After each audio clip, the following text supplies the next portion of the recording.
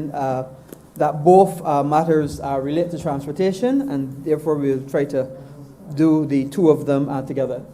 I promise that this will not be a very long debate. One essentially is a validation bill, and what it essentially is doing is validating the monies that were collected for bus fares. You would know that when the Minister of Finance speaks in a particular budget and gives an increase in a tax or a fare or fee, that you have a period of time on which to actually bring that legislation. And if that legislation is not brought within that period of time, then a validation bill is required. And that is what the Transport Authority Validation Bill 2020 seeks to do, to be able to bring into actual law the changes that occurred in bus fares from the time of the financial statement to the present time. And that is all basically the validation bill does, and I would ask that we would consider it as such. The more important matter is the Public Transport Miscellaneous Provisions Bill. And what that bill is seeking to do is to be able to give some teeth to the Transport Authority. When the Transport Authority was first put in place in 2008, latter part of 2007, I believe it was under the then member for St. George North, the current member for St. George North. Apart from the bill, which then became the act which brought the Transport Authority into life, there was supposed to be an additional regulations which accompanied that. Unfortunately, those regulations were never put in place. And the Transport Authority has met with us on several occasions, together with other stakeholders in the transport sector, be it the public service vehicles and the Transport Board, and we've come up with a series of regulations. Because clearly we could not have the Transport Authority being asked to regulate the sector without those regulations being in place. And unfortunately, before we can actually get to put those regulations before this Honourable House, there is a requirement to bring 3 other bills together and to be able to synchronize and harmonize them. And that is what the Public Transport Miscellaneous Provisions Bill does.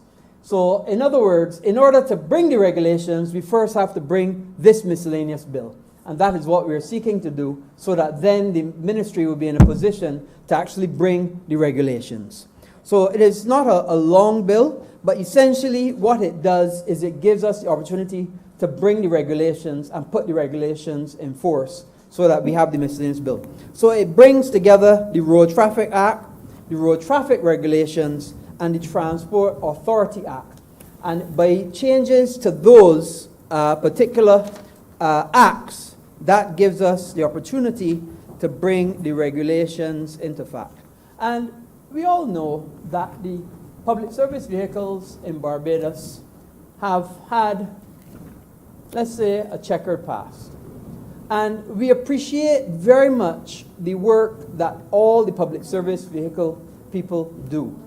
You have to understand, Mr. Speaker, that at times we only have 60, 70 transport buses on the road. But there are 600, 500, 600, sometimes 650 public service vehicles on the road.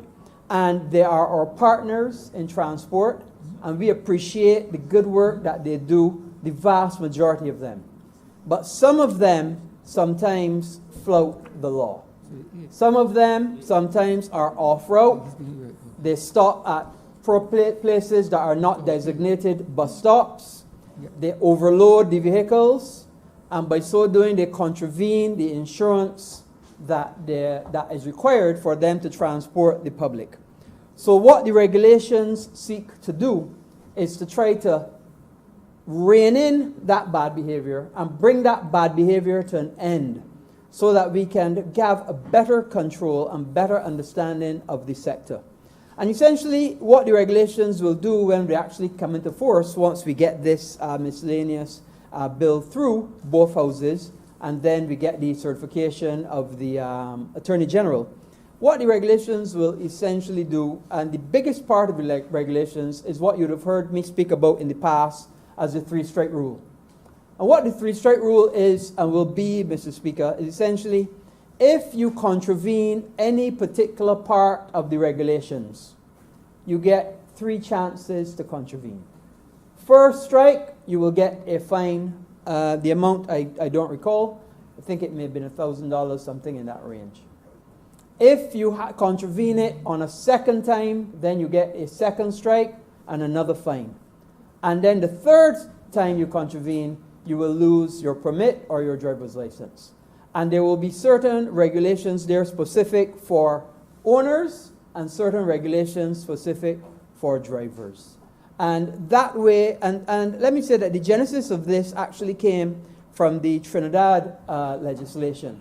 And we looked at the Trinidad legislation when we first looked at the road traffic regulations. And we found that the Trinidad regulations were actually even more stringent, and they required after 2 contraventions of the law that you would lose your permit. And that would be lose your permit for life. Not lose your permit and get it back after a year. Your permit was gone. Now, after meeting with the stakeholders in the sector, we decided that, and together with the Prime Minister, we decided that that was a little tough and difficult, and it would not be a full, complete loss of your permit or your license. Also, rather than a 2-strike rule, we would have gone to a 3-strike rule. And we had full agreement from all of the players in the sector, and we are ready now in a position to actually bring the regulations once we can get the miscellaneous bill through both houses. And that is essentially what it will be. The biggest part of it will be the regulations, because we recognize that we have to bring control to the sector. We appreciate the work that the public service vehicles have been doing, especially at this time in this COVID environment. We recognize that they've been under significant strain as well with the 60% rule of capacity and occupancy. And I've been advised by the Minister of Health, and we're looking to see what we can do to improve that. And we're in significant discussions, and I hope and I believe that he will soon be able to make an announcement very shortly about that occupancy level. Because at the end of the day, and everybody keeps saying, we're in this together. But we are in this together.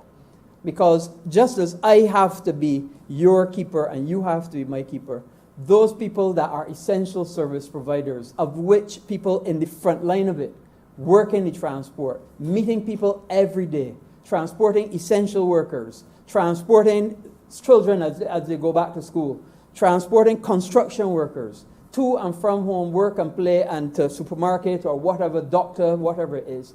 They are absolutely critical to the whole infrastructure and the way that this society is set up. And therefore, Mr. Speaker, I would commend that we support both of these bills, both the one, of course, for the bus fares, which is housekeeping, and the second one is to be able to put the regulations into effect. And therefore ask that these bills do not pass. Read a second time. And second us. You have to do them one at a time, sir. Okay. Mr. Speaker, I therefore ask that the Public Transport Miscellaneous Provisions Bill be read a second time.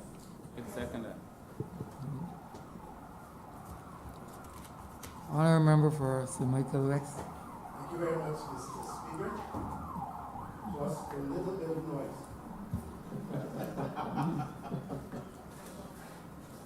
Hear that? No, your microphone. I didn't speak. I didn't make enough noise. Because you did make enough noise, but your Just speaker was a little bit of noise, Mr. Speaker. Now, public.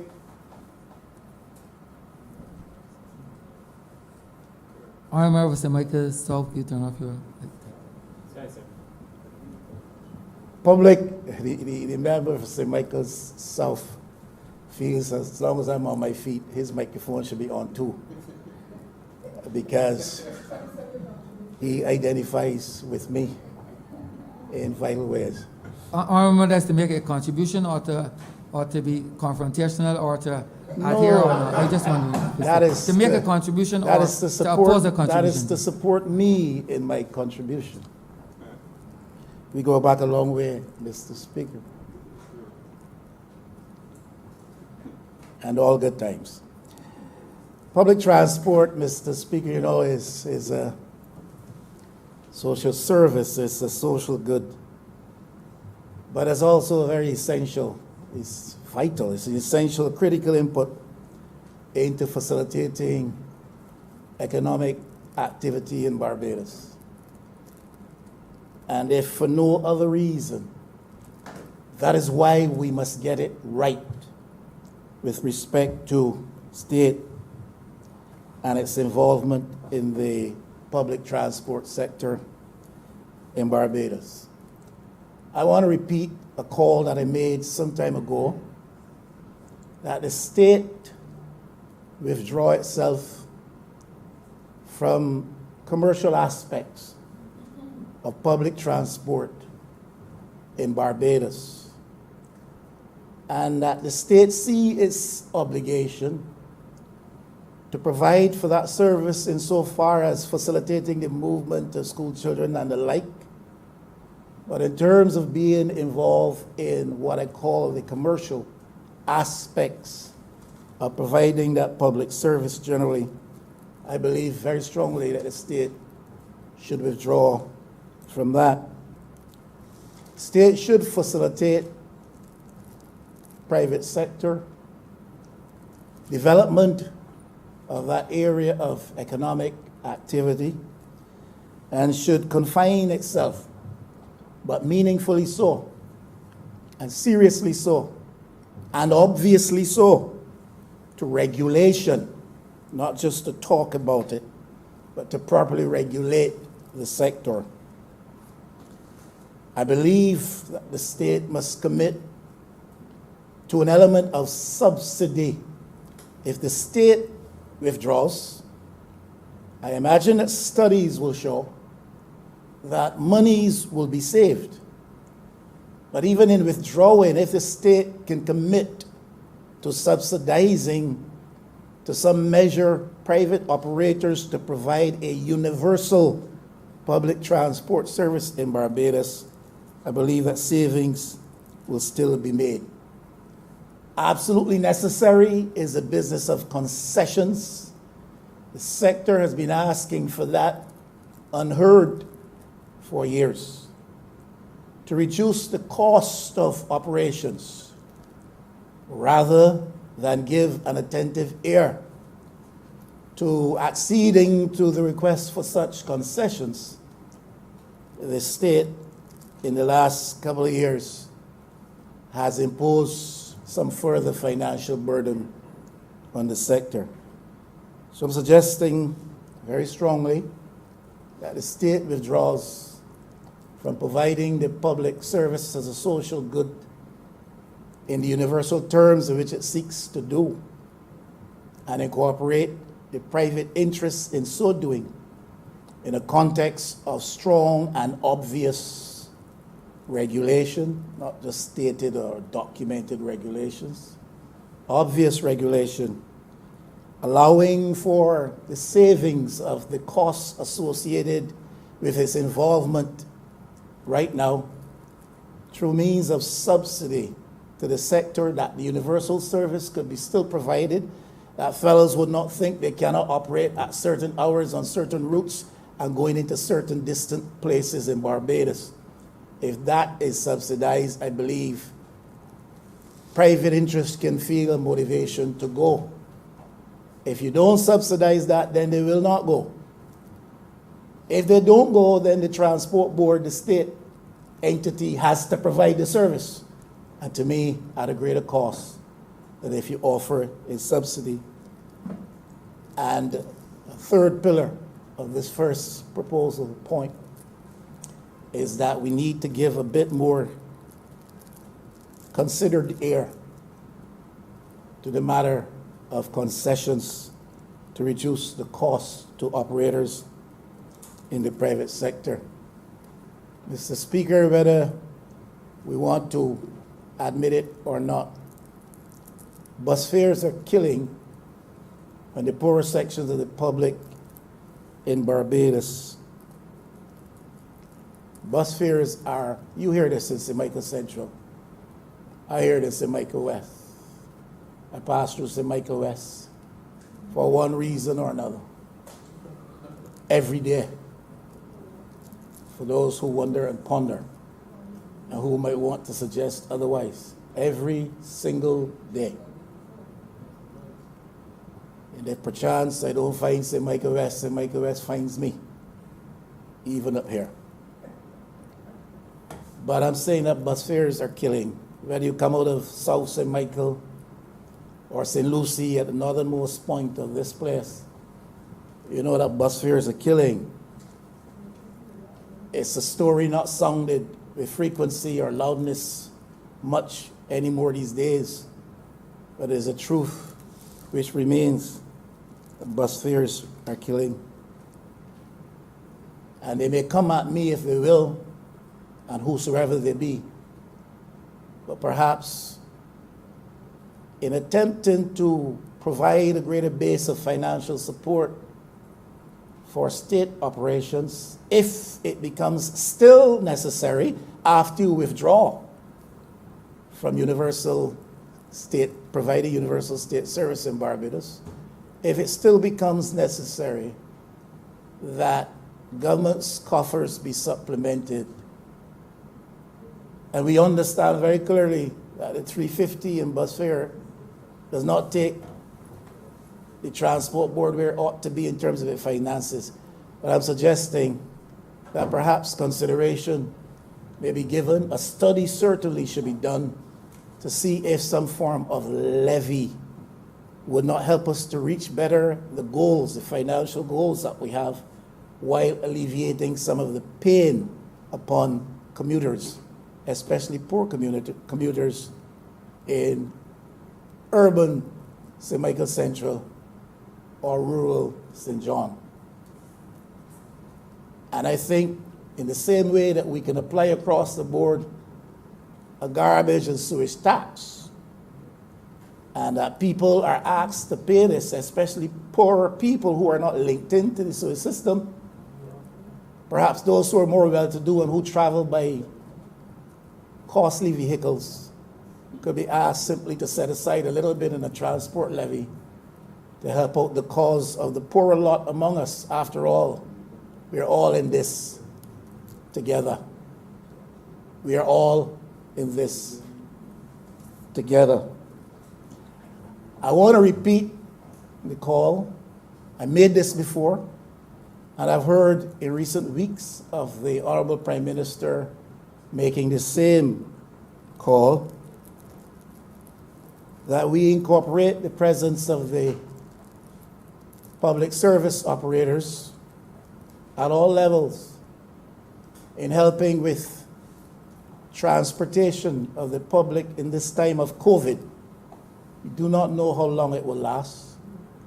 Many of these people have been displaced because of the collapse of the tourism sector upon which their livelihoods depended, whether they're at the airport or at the seaport or around the various parts of Bridgetown or elsewhere. I believe, and I overhear the Honorable Minister suggesting it's already done. And if it's already done, I applaud that. But I called for it, and I've heard the Prime Minister in recent days or weeks talking about it. Support the call. However, with this qualification, Mr. Speaker, I do not think that when we make such a call, it should be the intention that we seek to offer some kind of favor to any select group. So that select interest that benefited from private contractual arrangements with Ross University, contractual arrangements which now lie dormant because of the absence of the university, should not be an indication that that is the preferred group. Our friends or allies or our supporters or even our constituents, if that applies, should not be the ones that we single out for benefit in such an exercise.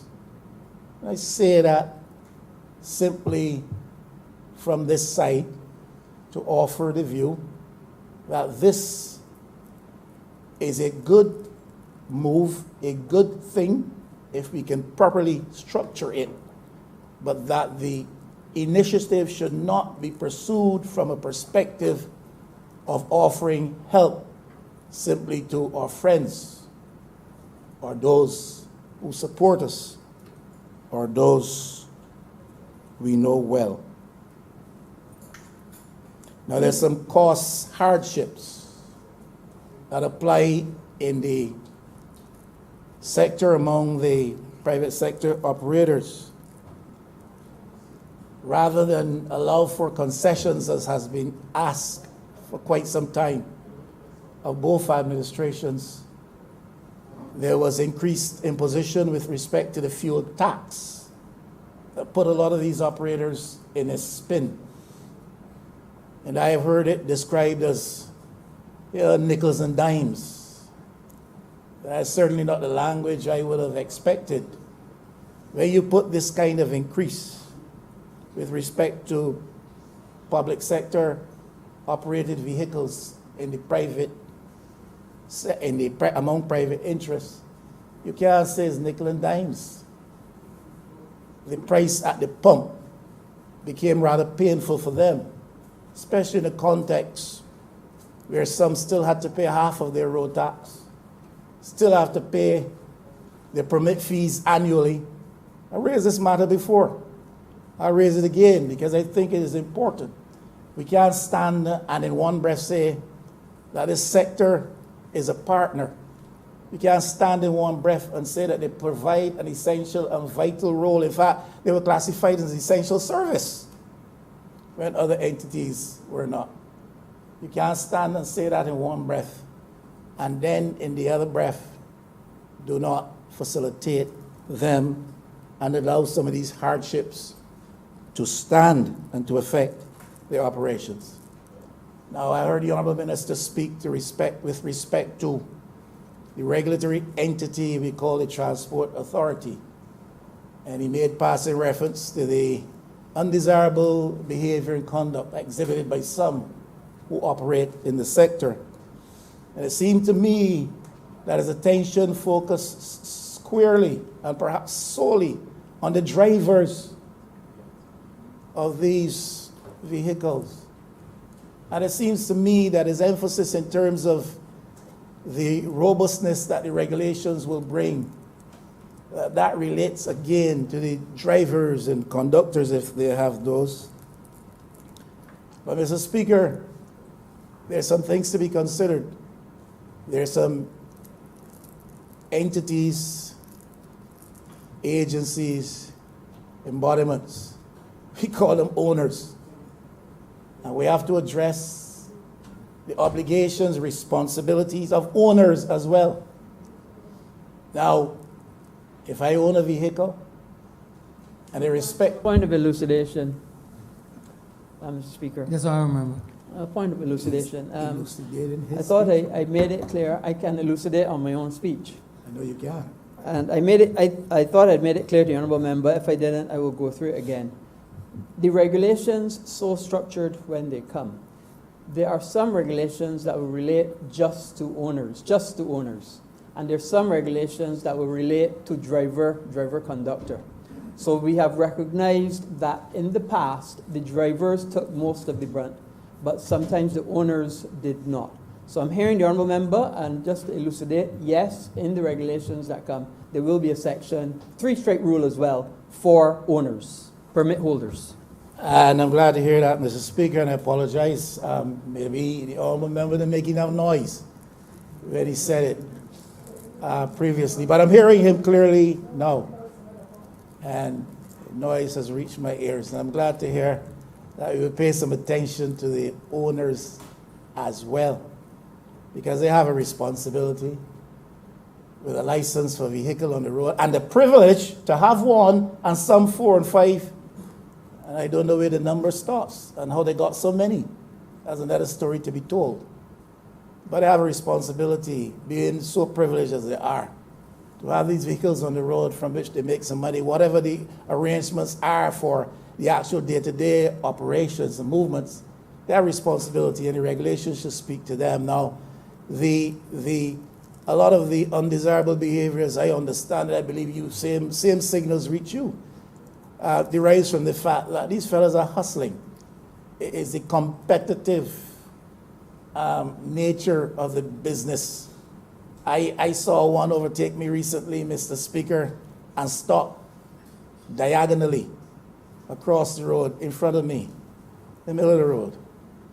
And I am glad that it was not you in my position there, Mr. Speaker. The outcome probably would have been different. Meaning that I would represent one of them, sir? I What don't would you know. mean? I would represent All one I of them, mean to say is that I held my peace and asked for grace for the moment.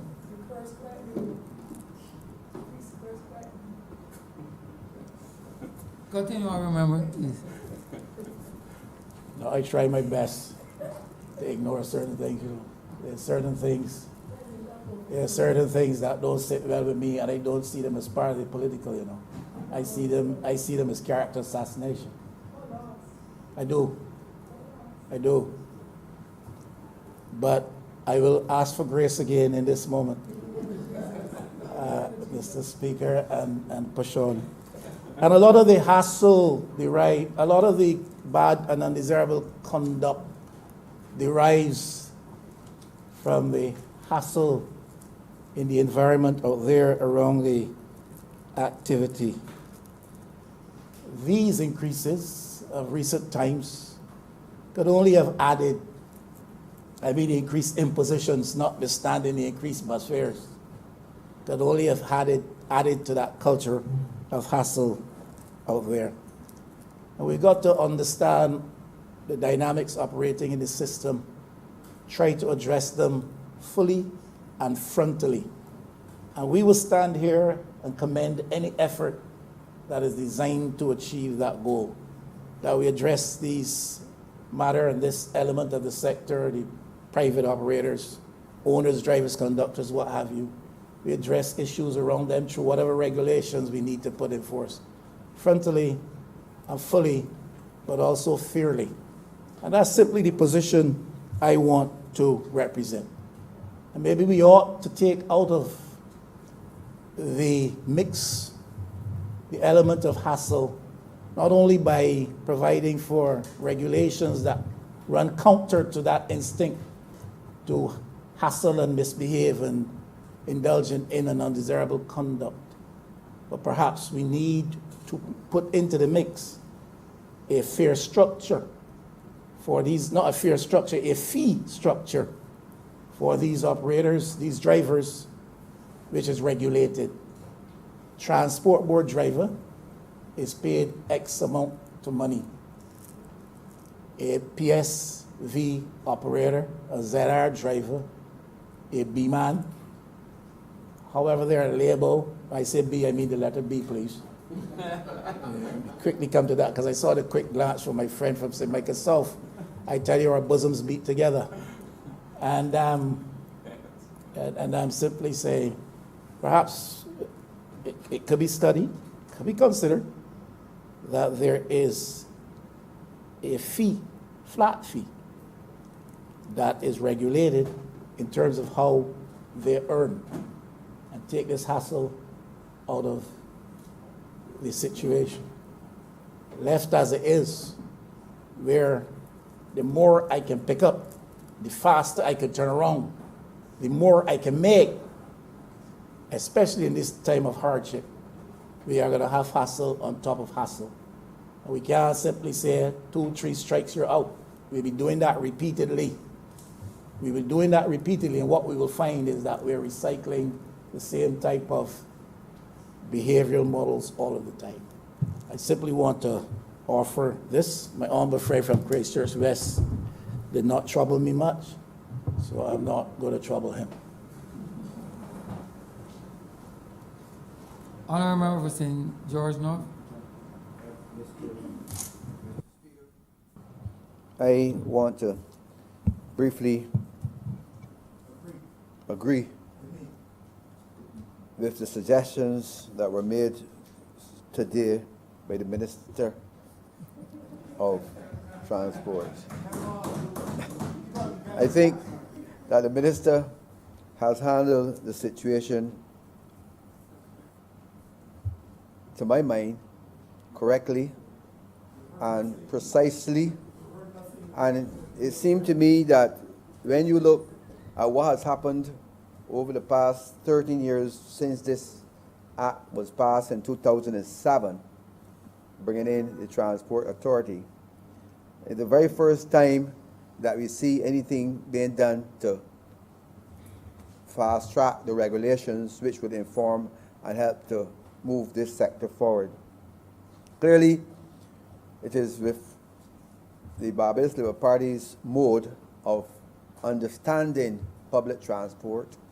From 1955 to 2007, we recognized that public transport was essential and that there must be some level of subsidy by government. When in 1955 the Transport Board was privatized, in 2007 when the Transport Authority was established to regulate public transport in Barbados, we were supposed to go to a different stage, and today does not permit me to properly address the whole mode of public transport in Barbados. But I just want to say that we envisaged in 2007, when the study was conducted, when we brought the legislation here, that indeed the whole question of bus fares and behavior of the streets and so on would have come to an end at the time, and that would be to some extent minimized. But we were hoping to look at how we could embrace, because we were looking at an economic model, and then Minister of Consumer Affairs, Honourable Member for St. Michael North, when he brought the Fair Trading Commission into being, that the commission itself would be the entity to help to regulate public fares, so that even though there must be some level of subsidy by government to protect the most vulnerable, that in order to have the correct or decent fare, because I heard the member for St. Michael West lamenting the fact that bus fares are high, when he compare what it is to other parts of the world, when he compare to what happens in other jurisdictions, one will see that the level of bus fares here is not high at all. It's not high.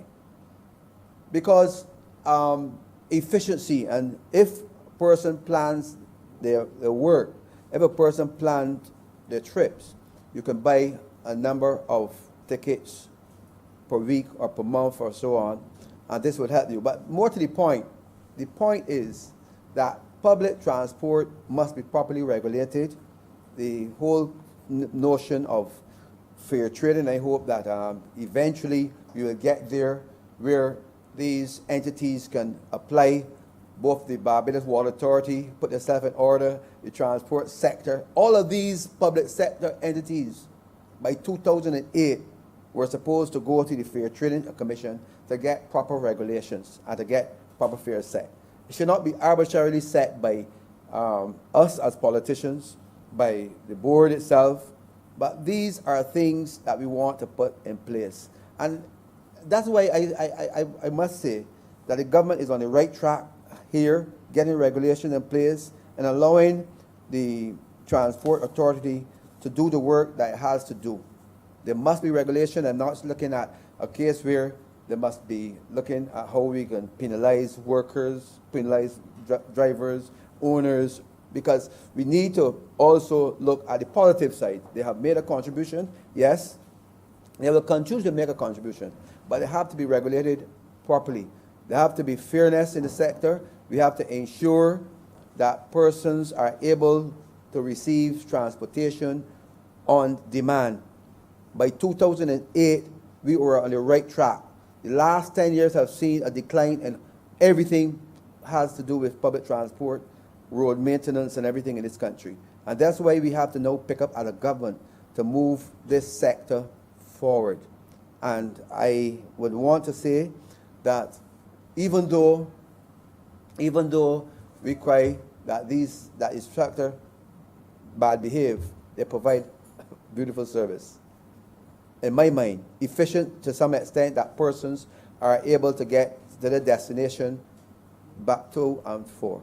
And that is not a negative, but of course we have to be able to sit with these guys and say these are the norms, way of behavior, and so on. So we have to look at the positives, how we can encourage the private sector. But so that we still have a long way to go. And I would want to encourage the minister to continue to work towards regulating the sector, not necessarily policing it, because I don't want to use the word policing because policing seems to be a bad word these days. I want to be able to see how we can work together to improve this sector. Only this morning someone said to me that they could not get to their destination and they had to go back home, work for 1 day have been lost. And we want this, we want to stop this. Persons must be able to get to their destination when they want to, whether it is internally or externally, so that the sector is playing a vital role. And I want us to understand that transportation is vital for the economic survival of a country. We must see it as that. And therefore, all planners must think that when we are planning the economy, do not only think in terms of how money moves, how money comes, how people work, how they save their money. Also think in terms of how we can get from one destination, from St. Philip to St. Michael to Bridgetown, at the time we want to get there. Because staying on the road, at the time we were thinking, and by 2007, that an hour on the road, Mr. Speaker, is too long. That's one of the reasons why I said that the Barbados Labour Party understand public transportation. In 1985, when Tom Adams looked at the ABC Highway, this is what he was looking at. How do we move from one destination to another in quick time? When we look at, in 2007, 8, at the flyovers, we were looking at how do we move persons from one destination to another in quick time. Now, we have seen what the last pandemic has done to our country. We don't have much transportation on the road today, but in normal times, we are still spending too much time on our roads, and we have to look carefully at public transportation. I can only encourage the ministry, I don't want to speak long on this matter, encourage the planners to revisit all of the documents that are still in the ministry, revisit what is happening in other destinations across the world, and see what planners do to move the sector forward. I could only encourage the government to look and to encourage, because I would hate to know that because of cost, we have to abandon the transport board, or we have to abandon private sector. We as a government must understand that we have a duty to subsidize in some way public transportation. And I think we need to sit down over the next couple of months or years or whatever to put our heads together to plan this sector just the way we are planning other sectors within the economy. Mr. Speaker, I'm obliged to you. Honourable Member for St. Thomas. Thank you very much, Mr. Speaker. I wish to laud the Honourable Minister of Transport for bringing these two bills for us to be able to give teeth to the Transport Authority. I know that for many years, as a young girl, we relied on the private transport to be able to go to and fro. Our population of children going to schools, especially the crisscrossing that we now see, was not there. Fewer children had secondary education, and therefore there was no need at that time for so many buses and so many other forms of public transportation on the roads. And those few private sector-owned transportation, buses belonging to the private sector and the private concessionaires, those buses were extremely reliable. Bus drivers and workers were persons who were responsible, mature, and made sure that we got to and from our various destinations. But I know that government took over. Bus fare was so expensive at that time. And I'm referring to many years ago when I was a young girl. I was one of the people really very happy that government had taken over the system because it had good regulations, and of course, everything else worked out well because there was a high measure of discipline in every aspect of it. I know that a past Barbados Labour Party administration came up with a vision of identifying. The novel idea was to come up with an aspect of business that will empower other Barbadians so that families could come together to buy a minibus, a ZR. First it was the B bus, then the ZR, and so on. And I thought it was great. But then I experienced, and all of Barbados has experienced, an element of disorder, indiscipline that is not in keeping with the Barbadian culture at all. I believe, sir, that with all the good intentions, things got out of hand. When some people were able to access 5 and 6 and 8 permits in one person's name or in a family's name or in a group's or company's name, and the Transport Authority did not have the necessary regulations in place or the teeth to be able to treat to the matter. And I'm treating it, this, sir, in a very impassioned way, because what I see happening on our roads and now infiltrating our general rural communities is really not in keeping with the culture that Barbadians have grown accustomed to. And it is extremely dangerous and creating numerous problems for everybody, every sphere of a route, don't care where in Barbados it is now. Our senior citizens cannot deal with it, I must contend. And when our young people see it, they too are getting involved in the level of indiscipline that is contrary to Barbados and the life and the lifestyles that we have lived. And so I am happy to see that some element of strengthening and some teeth and authority is being given to the Transport Authority to be able to tackle this matter. If it is not treated to, sir, as urgently as possible, it is going to become worse.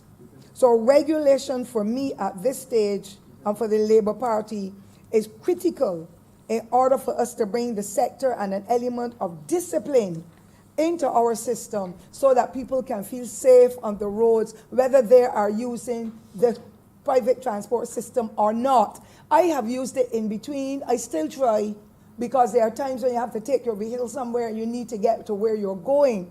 But I'm extremely selective because I have got elements of fear in me every day as to what I see on our roads. I want to say, sir, that the system is in a mess, meaning the PSV system. And I heard some of the discussion on a program on Sunday night that even gave me more opportunities to speak with a little more element of authority in this respect. The law needs to be practiced.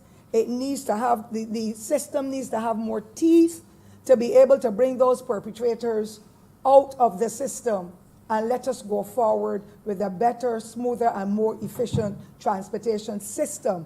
There are other countries in the Caribbean who have gone this route, and the systems are running exceptionally well. The bad behavior, the loud music, the threats, the fights, the videos that we see, the cursing, it is contaminating our schools' children. And unfortunately, there are some parishes, some communities where there is no transport board bus route as such.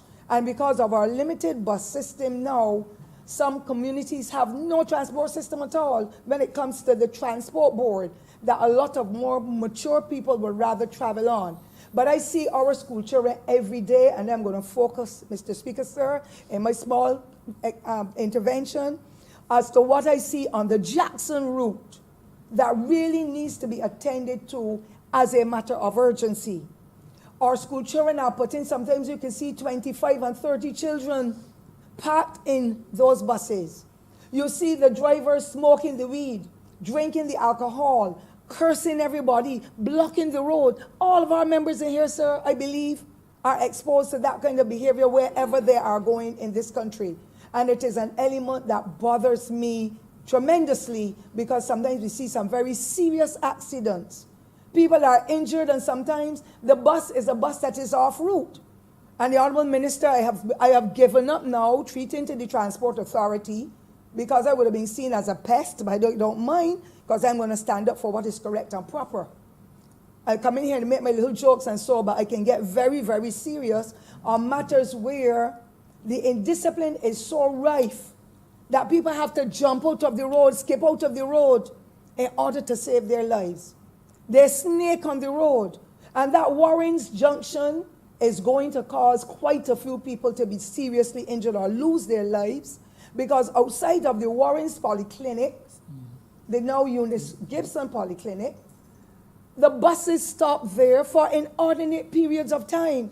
So anything entering into the community that is to the east of the same bus stop between the polyclinic and the same bus stop to take you into Bridgetown, they cannot get out from their homes. There are clinics in there beyond the polyclinic where people have to go to get their various blood tests and so done.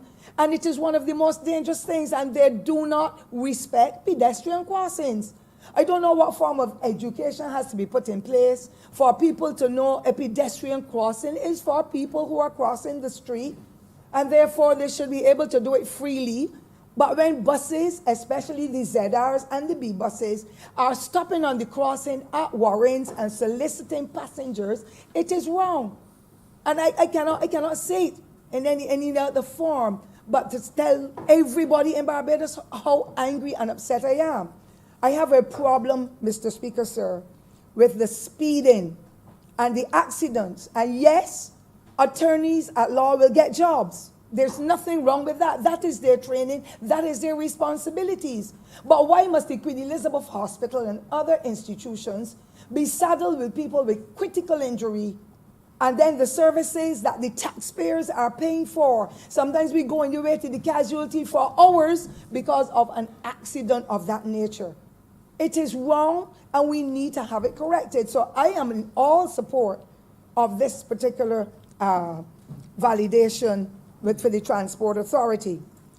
I believe that we need to put more of those officers who had the responsibility, I don't remember what you call them, but they wear a cream top and a brown pants or shirt. Whenever they are at the Warren's Junction, inspectors, when they're at the Warren's Junction, you see elements of order. Why, as black people, or a cultured people that we are supposed to be, must we have a police officer or some authority in that way for us to do what is right when we are impacting on the lives of everybody? There are people who lose their employment when they have to sit in those buses wherever they are in Barbados to wait, or when they see a transport board come in, then to scratch off and move off and stop in front of it. All of us know. And I believe it is something that needs to be brought to the fore. I spoke about the ZR and the PSVs. Let me just identify them. Once here in Parliament, and by the time I got going through Jackson, I was cursed beyond my burial ground. I am not afraid, because anybody who knows me and anybody who should stand up for what is correct and proper and what is for righteousness will speak out against it, because it's only a matter of time. We see it every day. A little girl lost her hand in the above bus stand, we call it, the Fairchild Street bus stand, or the river bus stand, we call it. Got her hand cut off because of foolishness again. Mr. Speaker, sir, I am really very, very upset. And I just want to say that the court system, and I'm thankful for the Honorable Attorney General and the efforts this government is doing for putting other judges and magistrates and systems in place for the fast tracking of those hundreds of cases. No ZR man or minibus driver should be going to court with 100 cases, 100 reports. What is happening in this place? And then we want to know how the youths get so. The youths get so because those persons who are adults that should be treating to matters of this nature are just overlooking it, or they're telling to the owners, meaning the bus owners, And the bus owners are people in authority or were in authority that are high society people who are not treating to the matter. And finally, I agree that the workers in the system should be given a flat salary instead of having to hustle to be able to raise extra money to give them good money to carry home. Nearly every last one of them, Mr. Speaker, man or woman, have got children of their own. And therefore, they need to be able to get enough of a salary or wage to take home to feed their family instead of having to be all over the place, hustling to make an extra dollar bill. Whatever the owner says bring home, if the owner says bring home $500 by the end of the day, they have to rush to bring home the $500. I believe that is what causes them to be moving all the time in the reckless way they're doing it. And it seems as though the authority have no teeth. I have refrained from sending information to the authority. I've taken videos. I've taken conversations. I've written official letters. I've sent the numbers of the vehicles because it is wrong. And I'm seeing more and more on a daily basis minibuses and ZRs that should not be on the route where I live. For the 4 or 5 that have been given permission, sometimes you see as many as 10 of them that are plying the route, driving recklessly, picking up passengers, setting them down, not conforming to the COVID protocols, doing as they like, and people seem to think it is fun. The other thing is, they are not going the extent of the routes that they have been given permits to travel. And so many of them will take the folk of Lion Castle because they have to come to St. Thomas. The people voted for me resoundingly to represent their interests. And I am sad to know that the people in Lion Castle who have to walk for nearly 2 miles after they exit the bus by the post office in St. Thomas have to go through the rain, the hot sun, if they are ill, if they are pregnant, if they are disabled, to walk from a main road when the route says any bus going to Sturgis must go to Lion Castle, come through Highland, come through Welchmahall Main Road, go through First Avenue, come through Second Avenue, go through Bryans and Loop, come through to Welchmahall Main Road, on to Harrison's Cave, go to Sturgis, through the Vault Road, come back to town. It is not happening, sir. And I am hurting, and I'm expressing it here because it is pointless me now working with the Transport Authority on these matters that are so critical when unfortunately I sent a video and the person was given a notice from the Transport Authority to be suspended January 2020 for the entire month. That bus worked every day of January 2020, it was never pulled from the road. I believe because this validation bill was not in place.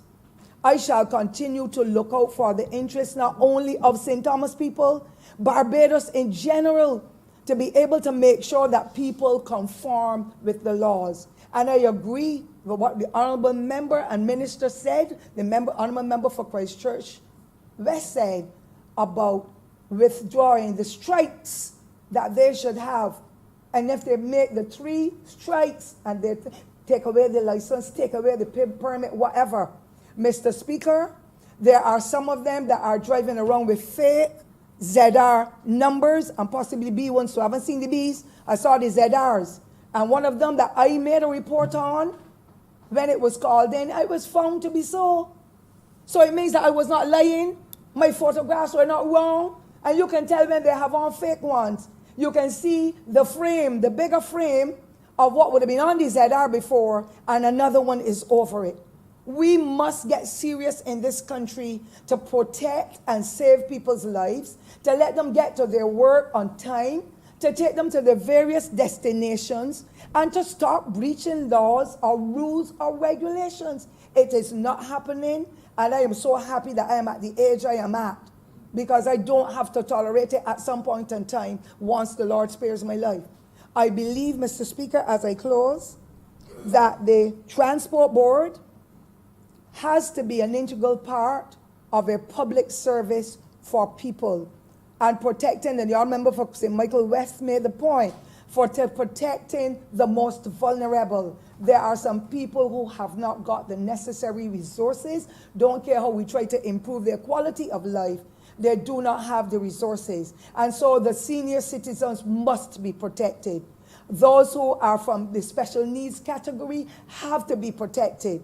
And the service has to be made available for them. I do not know of any country in the world that has not got a public transport system where the state provides provision for them to travel to and fro. I close, Mr. Speaker. In discipline, when it comes to going off-route, when it comes to running through red lights, some civilians, some other people in the Barbados do it as well, private drivers. When it comes to that uniform, when it comes to the drinking and driving a bus and using the cellular phone in the air, all of that is still going on, and it is escalating as the days go by. I agree. I strongly support these two bills for the Transport Authority validation bill, and I ask that whenever that happens, that the infractions that take place are dealt with speedily to save lives, to give people a measure of hope, to take out some of the fear, and for the examples that will be set for our young drivers or our young children, that they know once I'm living in a society, I have got to conform with rules and regulations if we are to be the disciplined, productive societies that we should be. And therefore, Mr. Speaker, it is with those comments that I would wish to highly commend the bill and to let us go forward and move our transportation system out of the gutter, because we are not accustomed to it, and it is creating too many challenges and causing families to suffer with death, to suffer with serious injury, for the insurance companies to be paying out large amounts of unnecessary funds, and for the creation of chaos in some aspects and communities in our country that we can do well without. I wish to thank you, sir, for giving me the time I created. Thank you. Honourable member, I can see that you spoke with a degree of passion. I just want to remind you that in the adjudicative process, there is something known as the due process of the law. So while I appreciate the passion that you spoke with, and that there might be infractions, there's something known that you subscribe to the rule of law in relation to due process of the law. Just like we might.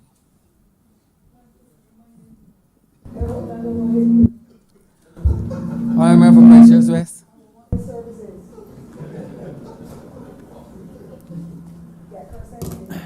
Thank you very much, Mr. Speaker. First, let me thank all members who spoke. In the past, I would say on this side and on that side, but there's only one on that side. But still, I want to... Well, the question is, we're all in this together. But let me thank all members who spoke. And first, let me reassure the honourable member for St. Michael West that yes, in fact, I cannot even suggest that I will be able to look into the future and see what the will of Cabinet will be, but I can tell you that we are very far in discussions into what we call the Mass Transit Authority, and that is going to be coming to Cabinet very shortly, and then once we get agreement, that will be coming to the Parliament of Barbados to be able to bring a better structure to transport within the country. Respect to the subsidy that you asked about, in fact, if you were to look at the estimates of this year, you would in fact see that the transport sector got a $31 million subsidy last year, and the approved estimates were for a $15 million subsidy this year. So subsidies are a definite part of the transport sector, and that will be something that we're looking at, because obviously it is a cost that everybody has to carry out of their tax dollars, and it is something that we are looking at. With respect to the owner's question that I got up on a point of elucidation, in fact, if you had a cursory look at the bill itself, I don't mean to be disparaging, but at the actual bill itself, when you look at it as presented to Parliament, in fact, does say what the subsequent convictions will be relative not only to the licensed driver or conductor, but 23A, the authority may suspend the permit of an owner as well, owner or operator of the vehicle. So we recognized that for a long time the brunt of the infractions were carried by the driver, but there were some infractions that related to the owner, and the regulations will capture the owners as separate.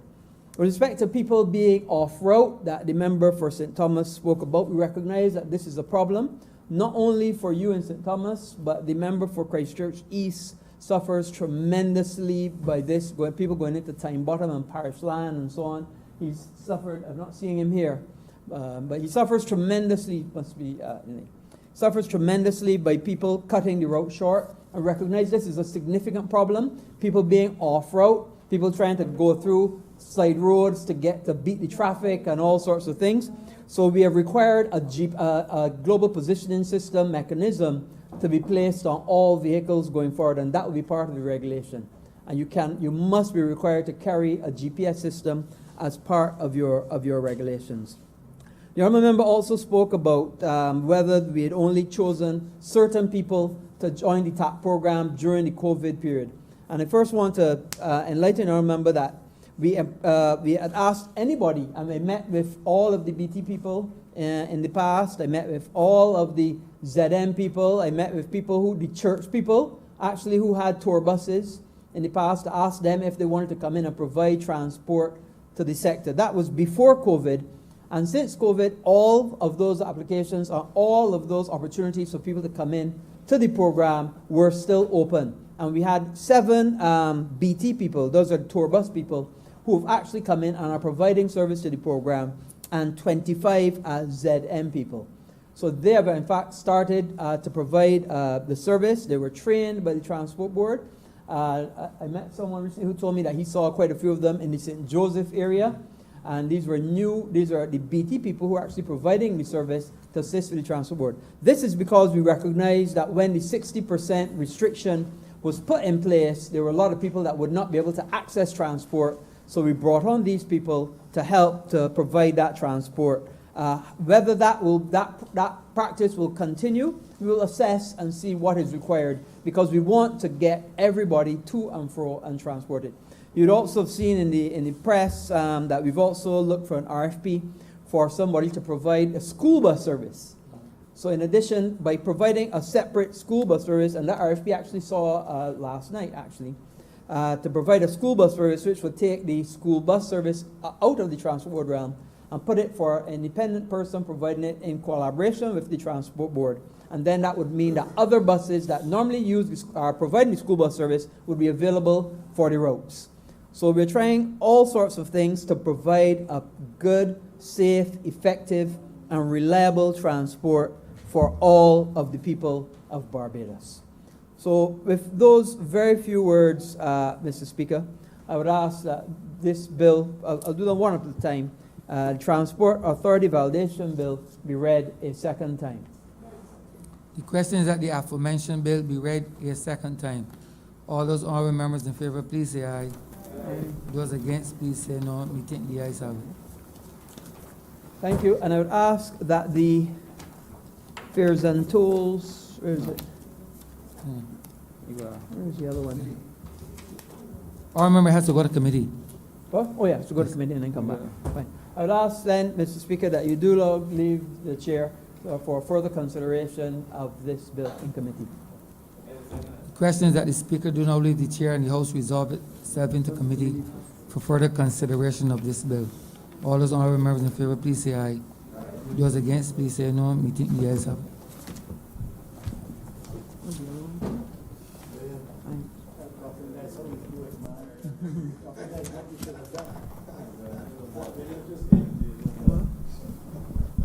This House is now in committee. Clause 1. The Chairman, I beg to move that Clause 1 stand part.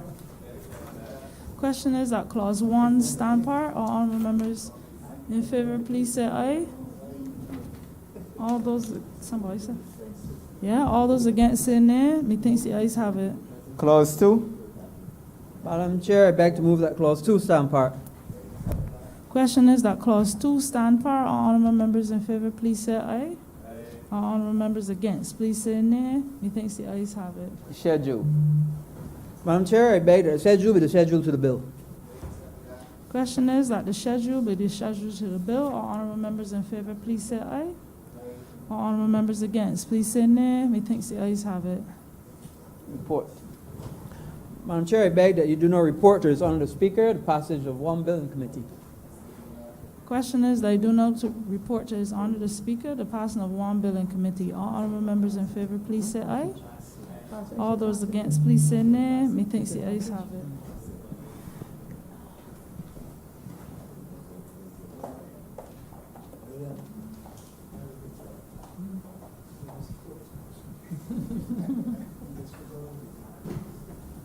The chairman of committees has reported the passing of one bill in committee. Mr. Speaker, I do beg that this bill be now read a third time. Question is that the aforementioned bill be read a third time.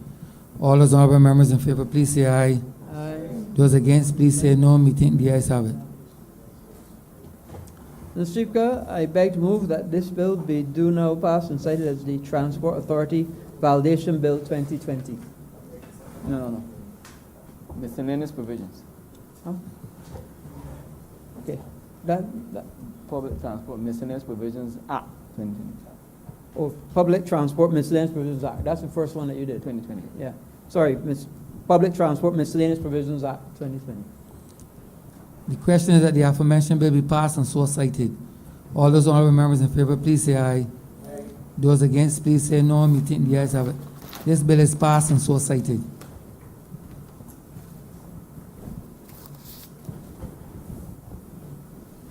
Want me to do the other one? Order number 12, sir.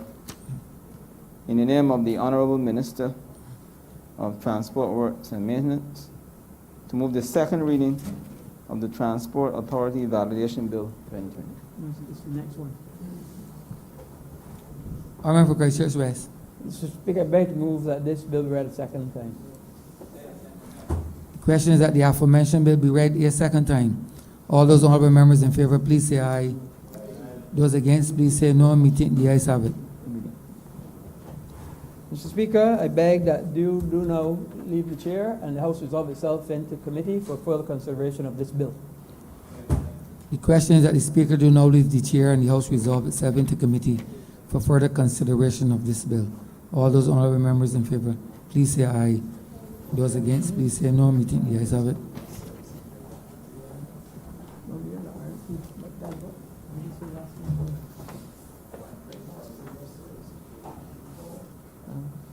This house is now in committee. Clause 1. Madam Chair, I beg to move that clause 1 stand part.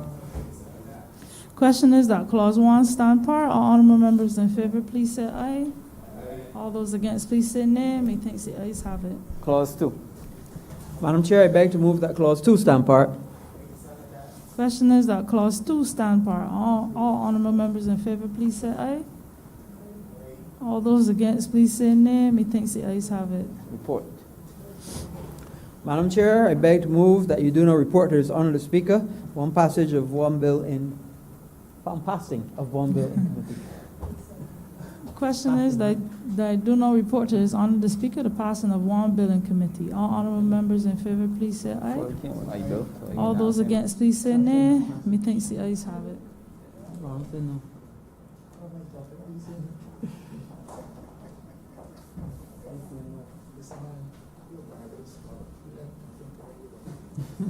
Chairman of committees has reported the passing of one bill in committee. Mr. Speaker, I beg to move that this bill be now read a third time. The question is that the aforementioned bill be read a third time. All those honorable members in favor, please say aye. Those against, please say no. Methinks the ayes have it. Mr. Speaker, I beg to move that this bill be now passed and cited as the Transport Authority Validation Bill 2020. Act 2020. The question is that the aforementioned act be now passed and so cited. All those honorable members in favor, please say aye. Those against, please say no. Methinks the ayes have it. This act is passed and so cited. Order number 14, sir. In the name of the Honorable Minister in the Ministry of Finance and Economic Affairs, to move the passing of a resolution to approve under Section 3 of the Special Loans Act, Chapter 105, the borrowing by the government of the sum of Barbados $2,493,271 from Scotiabank Barbados Limited to repair an existing overdraft facility held by the Caribbean Broadcasting Corporation. Parliament for Christchurch, East Central. Thank you very much, Mr. Speaker. As you are aware, sir, upon coming to office, the government announced a comprehensive domestic as well as external debt restructuring, of which the central government took responsibility for a number of debts and monies owed or owing by a number of state-owned enterprises. And therefore, the resolution before the chamber this afternoon, sir, is one of the aspects related to the, in this instance, the overdraft facility of the Caribbean Broadcasting Corporation. Permit me, sir, just to read the resolution for the record of the chamber before I get into the particular substance of the matter. So, the resolution reads, sir, whereas by virtue of Section 2 of the Special Loans Act, Cap 105, the government is authorized from time to time to borrow from another government, any bank, corporation, company, or other institution, sums of money not exceeding in the aggregate Barbados $2,500,000,000 on such terms as may be agreed upon between the government and the lender of any such sum of money. And whereas by Section 3 of the said Act, it is provided that any money borrowed under the authority of this Act shall be appropriated and applied to such purposes as Parliament may approve by resolution, and that such money and any interest payable thereon is charged upon the general revenues and assets of Barbados. And whereas the government considers it necessary to borrow the sum of Barbados $2,493,271 from Scotiabank Barbados Limited to repay an existing overdraft facility held by the Caribbean Broadcasting Corporation.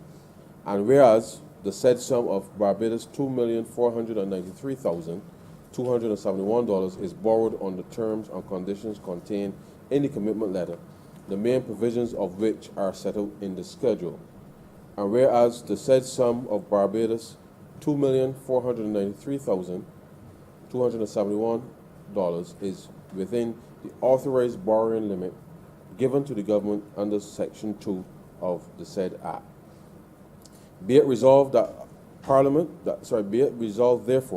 that Parliament approve the borrowing of the said sum of Barbados $2,493,271 from Scotiabank Barbados Limited to repair an existing overdraft facility held by the Caribbean Broadcasting Corporation on the terms and conditions contained in the commitment letter, and the main provisions of which are set out in the schedule. Mr. Speaker, sir, as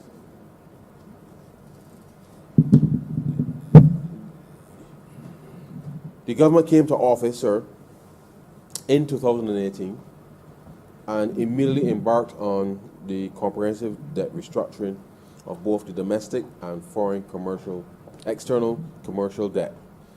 And the government assumed the responsibility centrally on behalf of a number of state-owned enterprises, approximately some $718 million in loans held by state-owned enterprises, which were exchanged as part of the new government of Barbados securities. Now, in accordance, sir, with the terms negotiated overdraft facilities were excluded in the domestic debt exchange. And so therefore, we felt it was important that we, in order to assist some of the state-owned enterprises which had to, notwithstanding the central government assuming the responsibility for the debt, that structurally they needed to go through a number of reforms which, as you know, sir, under the Barbados Economic Recovery and Transformation Program, a number of state-owned enterprises, of which the Caribbean Broadcasting Corporation is a part, have gone through a series of reforms to be able to put these institutions, sir, on a much more financially viable path, but certainly being able to improve the quality of services that they're offering to the public. Now, sir, so we propose then that the overdraft facilities be closed and converted to new loans, which obviously will be serviced by the government. So in this context, sir, we sought to address the overdraft facility held by the CBC, Caribbean Broadcasting Corporation, sir, with Scotiabank. The truth is, sir, that this facility is meant to be paid over the course of 18 months, and the term sheet, sir, which is in the schedule, the amount, as previously said, sir, before, is $2,493,271, and it will be paid over the course of 18 months, which is the term of the loan. The loan, sir, shall be paid in 18 monthly blended principal and interest payments of Barbados $144,062.08 each month, sir. And the balance of the loan, together with all accrued interest and amounts outstanding, shall be paid on or before the date, which is 18 months from the date of the initial advance. The interest rate, sir, on this particular facility renegotiated is actually 5%. And interest is payable monthly and calculated on the basis of the calendar year, sir, for the actual number of days elapsed divided by 365. Now, sir, the reality of the situation is that when we came to office, sir, and just to give a little bit of history, the facility that has been renegotiated, sir, was standing at, the interest on the overdraft was around 10%, sir. 10%. And just to give a little bit of history on this particular facility, this specific account, sir, was opened in August of 1972 at clearly the Bank of Nova Scotia, and the overdraft facility then in 2006, sir, was increased from $1 million to $3 million, which seemed natural, sir, in response to the growth of the business. And then in 2009, sir, the overdraft facility then was increased again by $2 million to $5 million to fund obviously anticipated increase in business. The reality, sir, is, as you know, the Caribbean Broadcasting Corporation, sir, has been operating over its inception, sir, primarily by being able to source material from outside, sir. And as you know, sir, based on intellectual property, you have to pay the appropriate royalties with respect to that, in order to provide content, certainly to the Barbadian public. As we would have seen over the years, sir, there's been an expansion in terms of where the MCTV component would have moved from STV to MCTV. And whilst Barbadians would have subscribed to that initially, the liberalization, for the most part, of that market space would have seen new entrants into that space. Over certainly the last 10 years, sir, TV on demand has become a much more prevalent option for Barbadians, as our Barbadians then increase their access to internet, and therefore I can watch TV whenever I want, sir, as opposed to waiting for the Sunday matinee, as when we were a little boy, sir, on Sunday afternoon to so do. And therefore, the corporation, sir, has not always kept pace with what has been happening from a technological perspective. And certainly, sir, in the media business, one has to be particularly aggressive and agile in an environment where it is driven by competition, one, and by being able to produce content which then can be priced accordingly for the appropriate distribution to the market. Now, sir, I don't know a lot about media. I don't know a lot about production, but we all know, sir, that a majority of what the Caribbean Broadcasting Corporation does in the context of what the public sees, we know that they have a number of radio stations. We know that they also have the NCTV component, and we also know that they have Channel 8, sir, as its primary lines of business. And the truth is, sir, there is a private entity that when one compares to CBC, notwithstanding the full backing of government over the years, there is a private entity that does similar things with the exception of producing for TV8, Channel 8. And I remember, sir, as a boy watching Channel 3 before it went to Channel 9, before it then became 8. And the reality is, sir, that once one could understand why you would move from one platform to another, the reality is that we've seen in the space other competitors, sir, deliver similar services to the public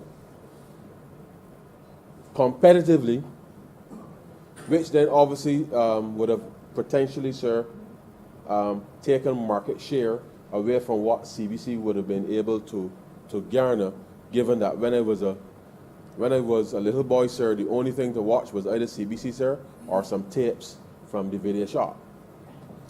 And the reality is that that too has changed, because as we know, sir, nobody rents tapes anymore for the most part. And I think that certainly in the last 15 years, nobody has really rented tapes in the way that we used to rent tapes, sir, when we were growing up. And these are some of the things that the public understands happens, obviously, in an environment where once you started to move from, first it was cassette tapes, sir, and you stick it in your radio, and you would dub off a few tunes or whatever you want to do off of the radio. Then VCRs came into the mixer, and therefore persons had access, which will then go to the video shops to be able to watch content other than what perhaps CBC was offering, sir. Then came DVD, sir, which allowed for much greater level of storage. And then, as I said, sir, in the last 15 to 20 years, with the increase of internet penetration and access to global TV, and you know, sir, we have Netflix, you have Amazon, you have Hulu, you have a whole slew, sir, of options available now that we did not have when we were growing up, sir. And CBC, sir, has not necessarily changed its structure to respond to what has been a very aggressive form of competition, not just domestically, as I said, with the other entities and players who have come into the market and have not only been competing directly with the lines of business, with the exception of just the free-to-air. I just say free-to-air in a very loose sense, sir, because it's not free. But free-to-air is the only space in Barbados that CBC operates, but it comes at a cost. But all of the other lines of business, sir, there's strict competition. But not just that there's strict competition in that space, but other entities are also offering additional services on top of that. So therefore, when you put all of that in the mixer, and no significant investment to upgrade technologies over the years was we would have been spending money at CBC. We weren't necessarily spending money over the years in terms of improving the underlying IT infrastructure that CBC was operating under. And therefore what we have found is that CBC, whilst still providing a credible service to the public, it is doing so, sir, at a cost that really and truly should be done at a fraction at what is being done if investments were made with respect to being able to upgrade the underlying technology. And the truth is, sir, that notwithstanding, and let me just say, just for the benefit of those who are keenly listening, the government is still committed to ensuring that there is access to news and information, and certainly in the 21st century it is critical. It is even more critical now, sir, in the midst of this pandemic, as you would realize, that people have access to information. And therefore, the government is still committed to ensuring that people get access to credible information that they can trust, especially, sir, in an environment where we're operating, where there's access to all kinds of things, sir. That the slightest thing can be distorted and within a nanosecond on social media. There's nothing that you can put on any channel that can potentially pull back what has already gotten out there so quickly. And therefore, whilst all of the media in Barbados now operate in this social media environment because they have to, that's number one. And they do know that CBC has capacity in that space. But there are always still, sir, the traditional avenues that once delivered appropriately, sir, and once properly funded and staffed, that we can see a better use, perhaps, of the resources to be able to move forward. And so the restructuring of this particular overall, this overdraft facility for the Caribbean Corporation, Broadcasting Corporation, as I said, was part of the restructuring. So CBC, and just for the record, sir, I'm trying to find the number. When the government came to office, as you know, sir, there were headlines prior to us coming to office, sir, saying that the Caribbean Broadcasting Corporation was in debt of over $100 million, which nobody really could understand, sir, how that was even possible for an institution of that nature to have been able to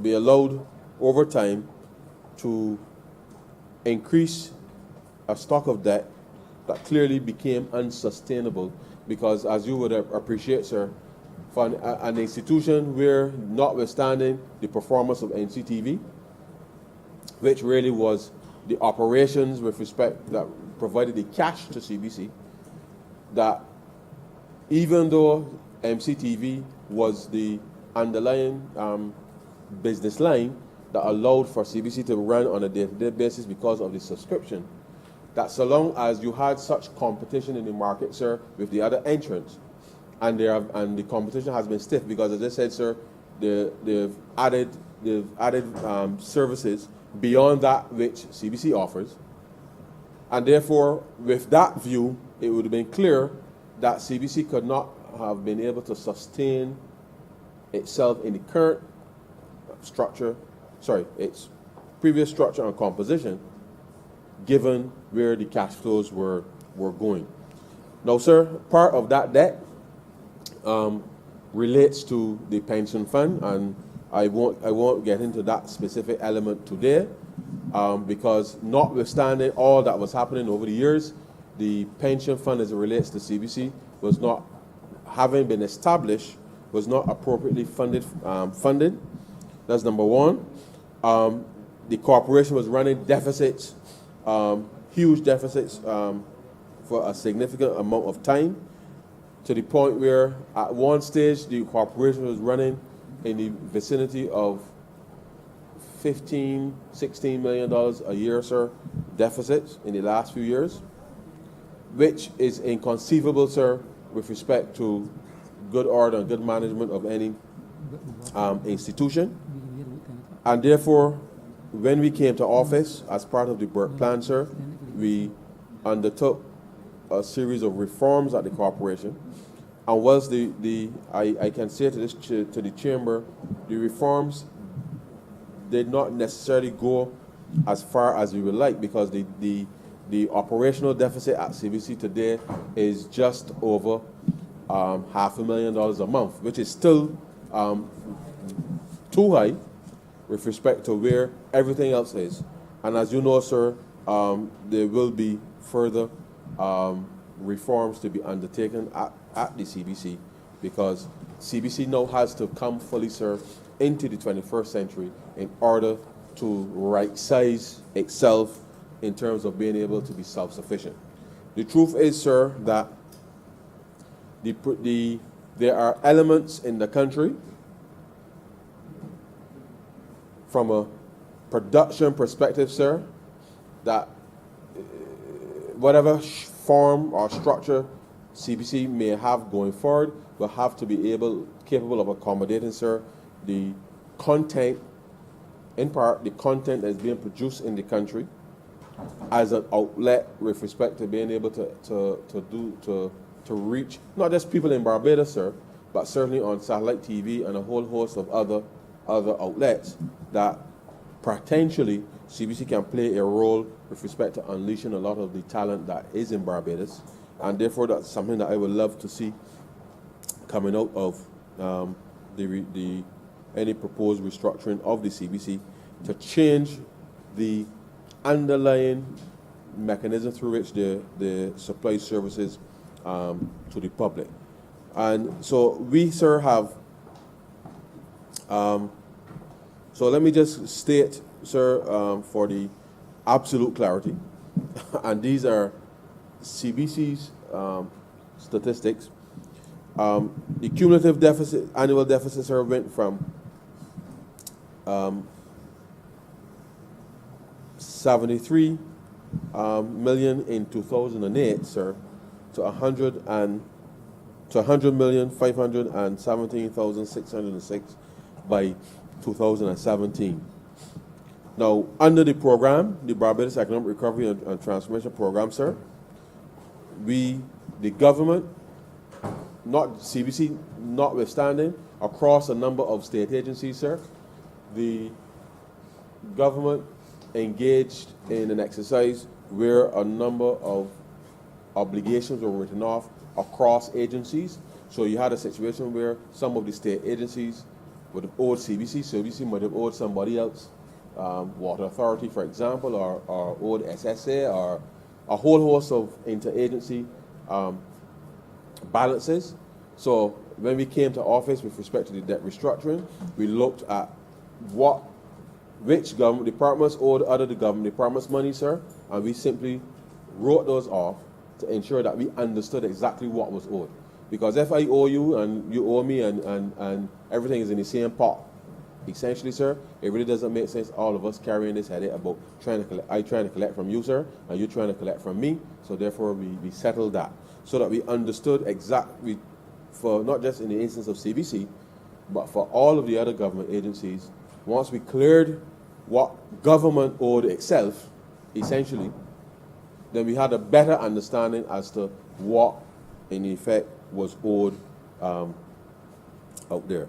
And so,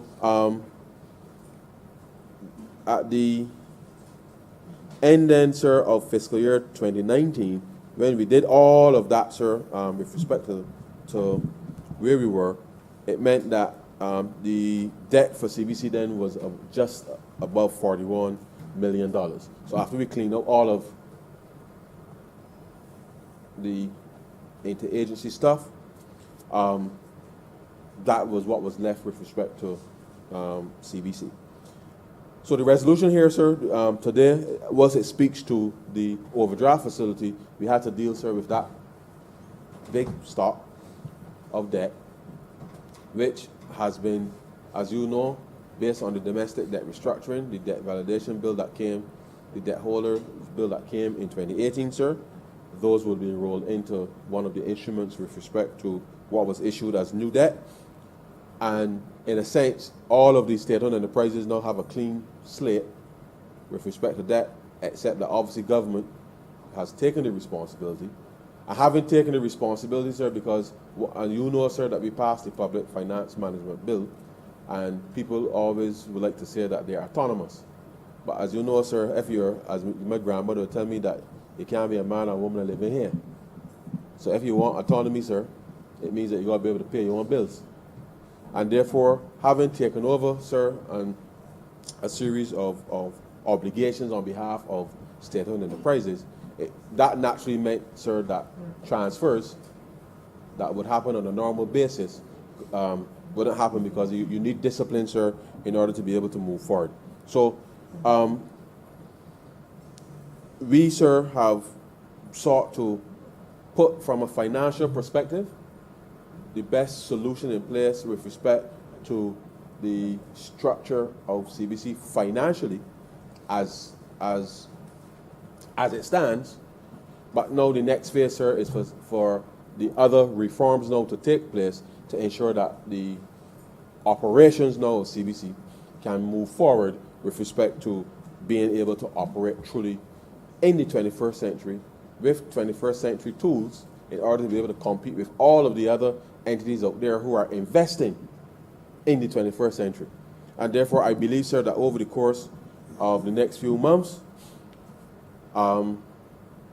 certainly the public, once everything goes well, with respect to the results of the RFP that has been put out, that through that process, Barbadians will be able to see and hear what will be the outcome of those deliberations with respect to being able to bring CBC into the 21st century. Now, sir, I must say to you that, and I can't take my seat without indicating that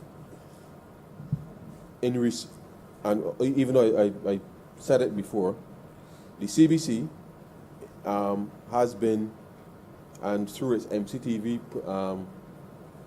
division, which has been the cash flow for CBC for some time, those revenues clearly have been declining because, as I indicated, sir, the competition out there is actually quite very, very, very strong. And certainly with the advent of video on demand, sir, you have YouTube, you have a whole host of services out there that Barbadians can stay in their homes at any time, sir, and watch what they want, when they want, for however. You can pause it, sir, and go to the toilet and come back. You can't do that well, you can do that with live TV, except that CBC doesn't have that digital platform to allow me to pause a program and go and do what you got to do and come back and do it. And therefore, that's the kind of pressure that the corporation is under, and they need to respond. Now, that's not the only reason, but certainly, sir, the subscriptions with respect to MCTV have been declining over the years, and certainly we've seen a significant decline, certainly over the last 5 years, in terms of the subscriptions to MCTV. As a result, as you can imagine, sir, if the subscriptions drop, it means the revenue drops, and when the revenue drops, sir, it means that those operational deficits that I was referring to earlier means then that they're under pressure. And therefore, it is important that I think with bringing a new way of doing things in terms of being more efficient and being a little more entrepreneurial, sir, because we can't sit back as a state-owned enterprise and just assume that the taxpayers will cover you without having the business plan in place to be able to compete in the 21st century, because you essentially, sir, are not even on the track. You're not even prepared to get on your mark to be able to compete with others. And the truth is that the CBC has to go through a process now, sir, where that is done, such that better service can be provided. And I believe, sir, that under a new framework that can be done.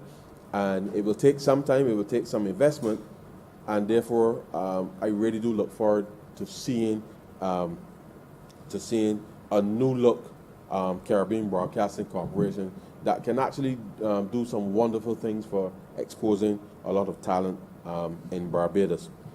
I won't go much further into the details with respect to CBC, but I know that, sir, we have an obligation, certainly in a small society, to ensure that persons have access to credible information. And whilst I know that tangentially, sir, the government has access to, I think it's 10% of all airtime out there, that under, whilst that is so, we are still pretty much at the mercy of persons of determining when they will play or give access to that 10%. Now, we do have and let's say we know this is government, and I know that the Government Information Service provides a very good service with respect to what it offers to the public, its engagements with the various media houses and what have you, and therefore in that vein, sir, they have been using them with a lot more regularity, more of the social media component. But as you know, sir, social media is not the only platform that is out there, and we do have to still ensure that we engage a full court press to ensure that we can reach the segments of the community where they are, because not everybody has a smartphone, not everybody has Instagram, not everybody has a Facebook account, which, contrary to what people may believe, not everybody has access to all of these things. And therefore, there is still a responsibility for government to ensure that persons can have access to information. So in whatever form or that comes in, I'm taking it safe to say that I can assure the public that will still, some element of that will still be in place going forward in order to ensure that persons can have access to information. It is how you may access it, may be the issue, in terms of whatever media that is used, but whatever is used, sir, it has to be capable of reaching the widest cross-section of persons in the country. And so, sir, that is in essence, sir, the resolution before the chamber, which is to restructure the overdraft facility for the Caribbean Broadcasting Corporation with Scotiabank, which is part of the domestic, an extension, I should say, of the domestic debt restructuring. And I do believe, sir, that the restructuring of this would allow for a little ease with respect to CBC in the context of the total monies that were already rolled into the domestic debt exchange, and therefore this should provide a little more certainty with respect to the financial operations of the entity. And so with those few introductory words, sir, I'm obliged to you. I remember Mr. Michael West.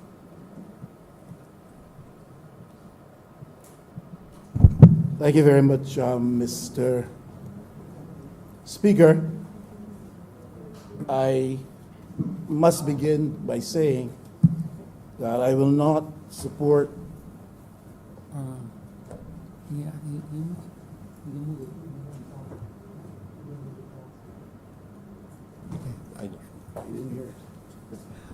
I remember for questions essential. Yes. Mr. Speaker, I beg to move that this bill be read first. The resolution be read the first time.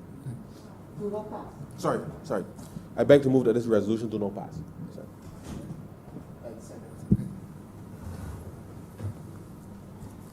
Continue.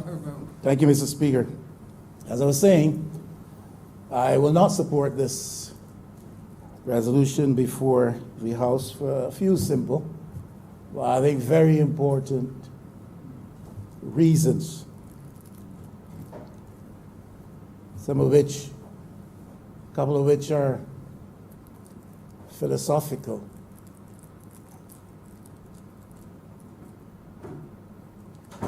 But inherently important to how democracy plays out in Barbados. But I will begin on something perhaps which is not so profound. I'm looking at a copy of the Auditor General's report,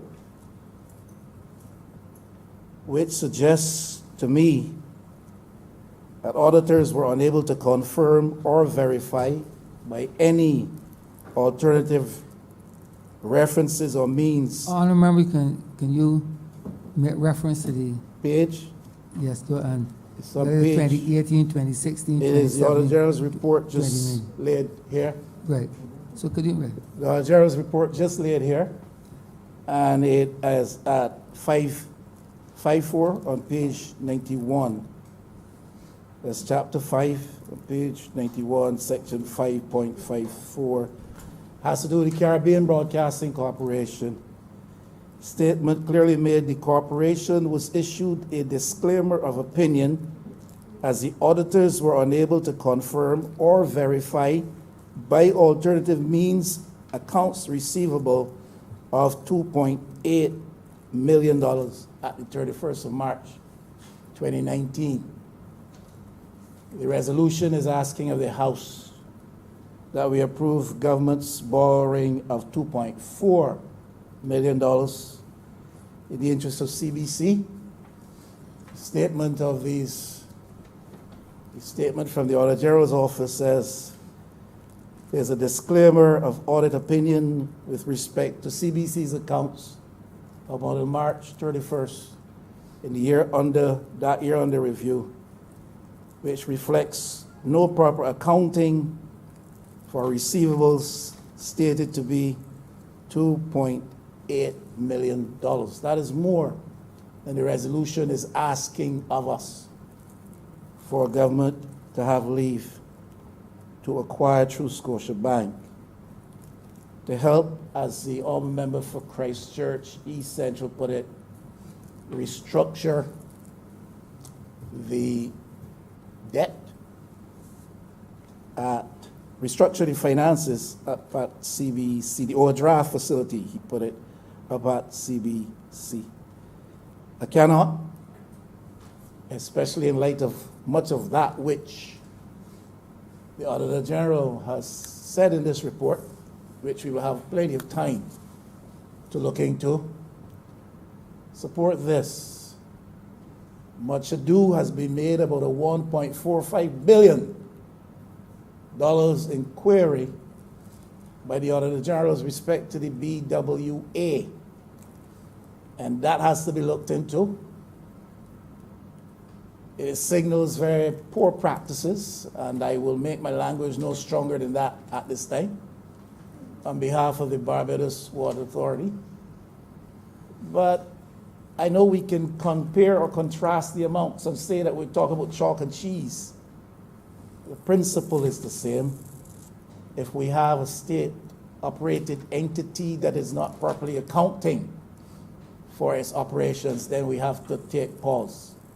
And when we're faced with a circumstance that Parliament is being asked by the Minister of State in the Ministry of Finance via this resolution to support this access to funding on loan through Scotiabank, to restructure the overdraft mechanisms at CBC, then I have to stop and say I cannot support it unless we can get some clarification.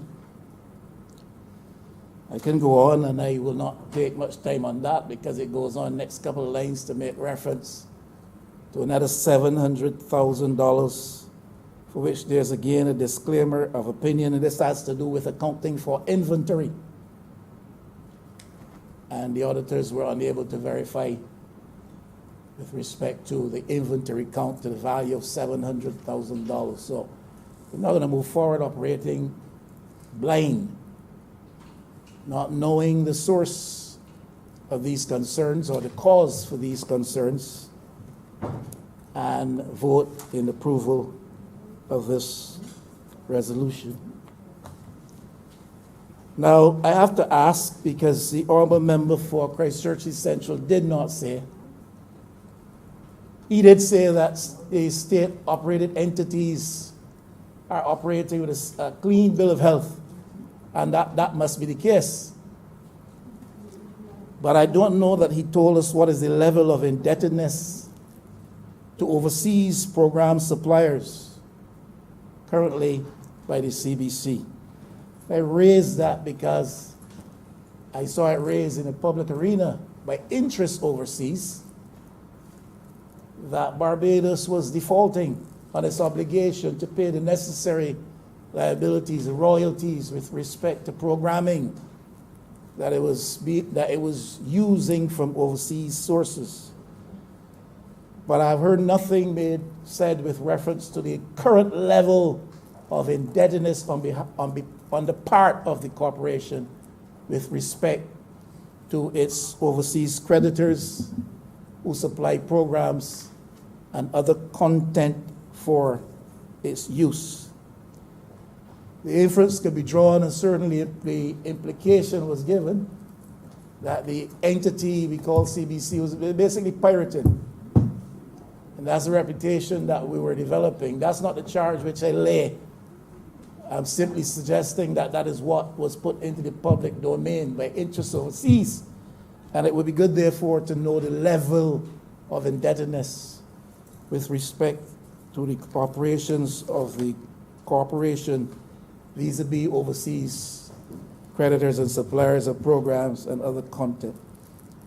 I'd also like to ask, and I don't know if the minister is in a position to state, the honorable minister with primary responsibility for this portfolio does not sit in this house. She sits in an honorable seat in the other place. But perhaps someone here holding a brief for that ministry can speak to this. What are the numbers which have been laid off at the corporation in the last 2 years? Because I happen to know that this administration held a certain view that the corporation was overpopulated in terms of its employment complement, and that even when you compared it to other bigger and larger entities, that still held true, that there were too many people. That's not what I'm saying.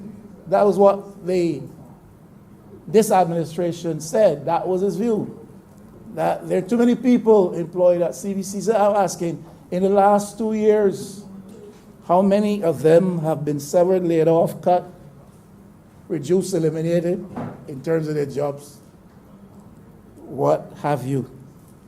And in that regard, and with reference to that, how many persons have been newly contracted at the corporation?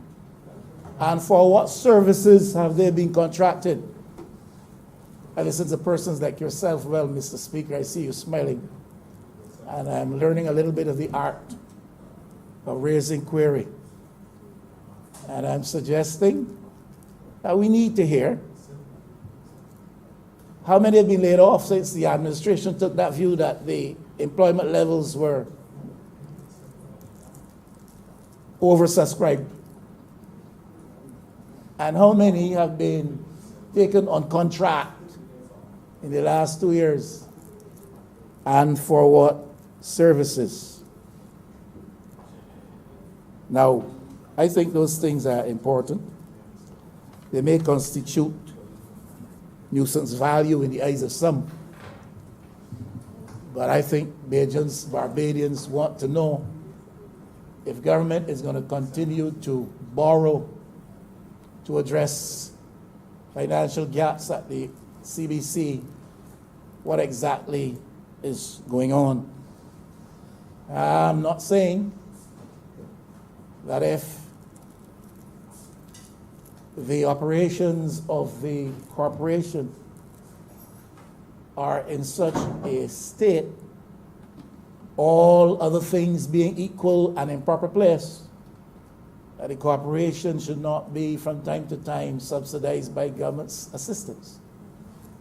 But if we have questions, if we have queries, and everything else does not seem to be properly in place, then I'm suggesting that I can't comfortably vote in support of this. Now, Speaker, let's get a little bit more to the philosophical or ideological.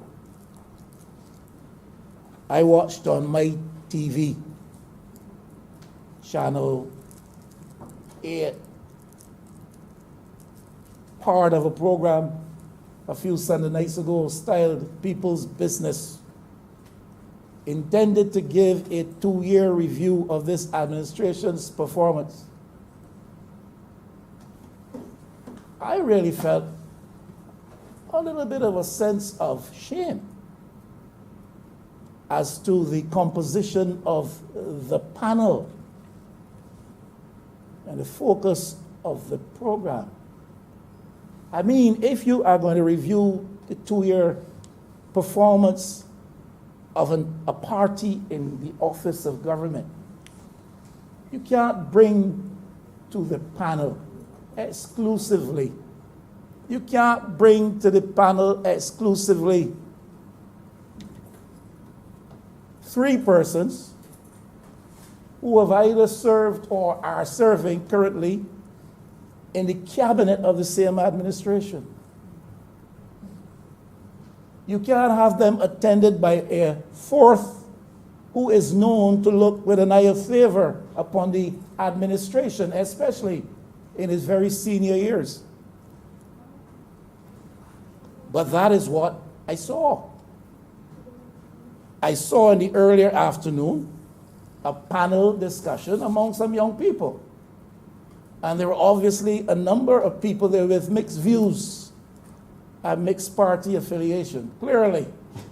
But in the night, with a panel more adult, more experienced, reviewing the 2-year performance of this administration, I saw 4 persons, 3 of whom live in the bosom of this administration, 3 of whom live still in the bosom of this administration, and 1 who has an affinity for the administration. I thought that that was grossly unfair. And I thought to myself, why not a voice from the Democratic Labour Party? Why not a voice from Solutions Barbados? Why not a voice from the UPP? I didn't have to ask with respect to the PDP. I understood why. But I wondered, why not a voice from one of the other 3 parties? And I thought further to myself, what does this administration, for all of its boasting, for all of its competence, what does this administration have to fear? In this honorable House, Mr. Speaker, the configuration politically, party-wise, is 29-1. In terms of debate, Mr. Speaker, it is 28-1. In the other place, it is 12 against 9. For debating purposes, I would like to think it is 11 against 9. I'm sure about here. I'm not so sure about in the other place. So the numbers I go with is 28-1 up here, and 12-9 in the other place. That's 40. That is 40, Mr. Speaker, against 10. What does this administration have to fear by allowing for other opinion to be presented? What does this administration have to fear by allowing for its prominent voices to be cross-examined or interrogated by alternate opinion? You tell me, Mr. Speaker. In Barbados, in 2020, with Parliament so configured as it is, with the government as popular as it thinks it is, and in many people's minds as it actually is, what then is the problem? That you are reviewing and you can only find comfort in having opinion expressed which you know will be in keeping with the message which you are trying to market. I tried to call that program, Mr. Speaker, and nobody answered me. Not a fellow answered when I called. And I called about 5 or 6 times, and it's a program open to call-ins. Yes. And no answer. I resolved next morning I would be making some more calls. And I called.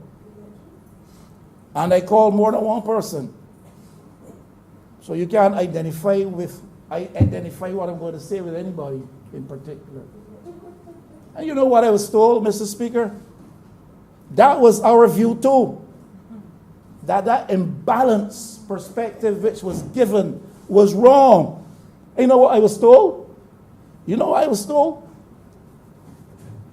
Person who said this said that they felt a sense of a little bit of shame when they recognized the quality of the earlier youth program when compared to the one in the night.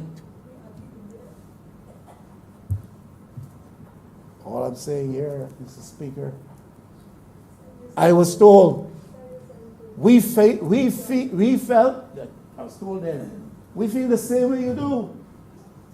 We felt that there should be better balance, and we wanted a couple of other persons who would represent an alternative opinion. But it went right up the line. And I will not, in the interest of decency, say how far up the line I was told that it went. I can't swear that it is true. But I was told that it went up the line, up the line, up the line. And ultimately, the instruction was the panel was to be so comprised as it was. In 2020, that is bad. With Parliament configured as it is, with the government carrying the mandate which it does, that is not only bad, it is wrong. And I said I will address this in formal letter because I want equal time for opposition voices.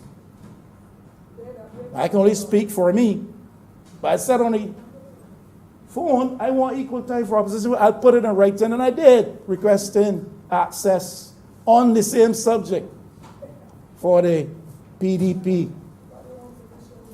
And I got a response which I would not share here. But needless to say, I've seen no invitation come. I have seen no furtherance of the matter. But that is the Barbados in which we live.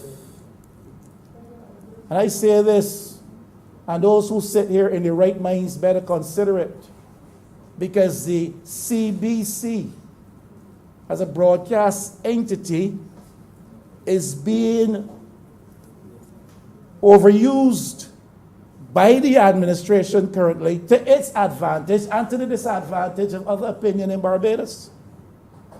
And the point I really want to make is that those who sit in this chamber, as a part of this administration, perhaps needs to realize as well that even they, some of them internally, are being marginalized from access. There was once a time when I would see on our screens, every night on CBC, 4 or 5 or 6 or 7 ministers of government. Nowadays, I don't see that. Some of you are being sidelined. It is not your voice that is being amplified. It is not your image that is being embellished. It is that of others. it is that of others. So that CBC is being used as a mouthpiece for marketing and putting out the message of the government. And when I speak to the message of the government, I am really localizing that to the embodiment of one or two people. And some of you are becoming just as excluded as the rest of us. Yes, we all appear there from time to time. But you people are bright people. You went to the best schools and colleges and universities in Barbados. And you know it is not only showing a man's face, his posture. Yeah, use of technical stuff to enhance or deflate or distort images. It is where you position a person. It is where you position a person in the item lines. It is what you allow a person to be heard saying, sometimes the least important. It is when you camouflage and cover the message which is most pertinent, the things that would cause Barbadians to stand up and question the quality and performance of the government. There are some in the media fraternity.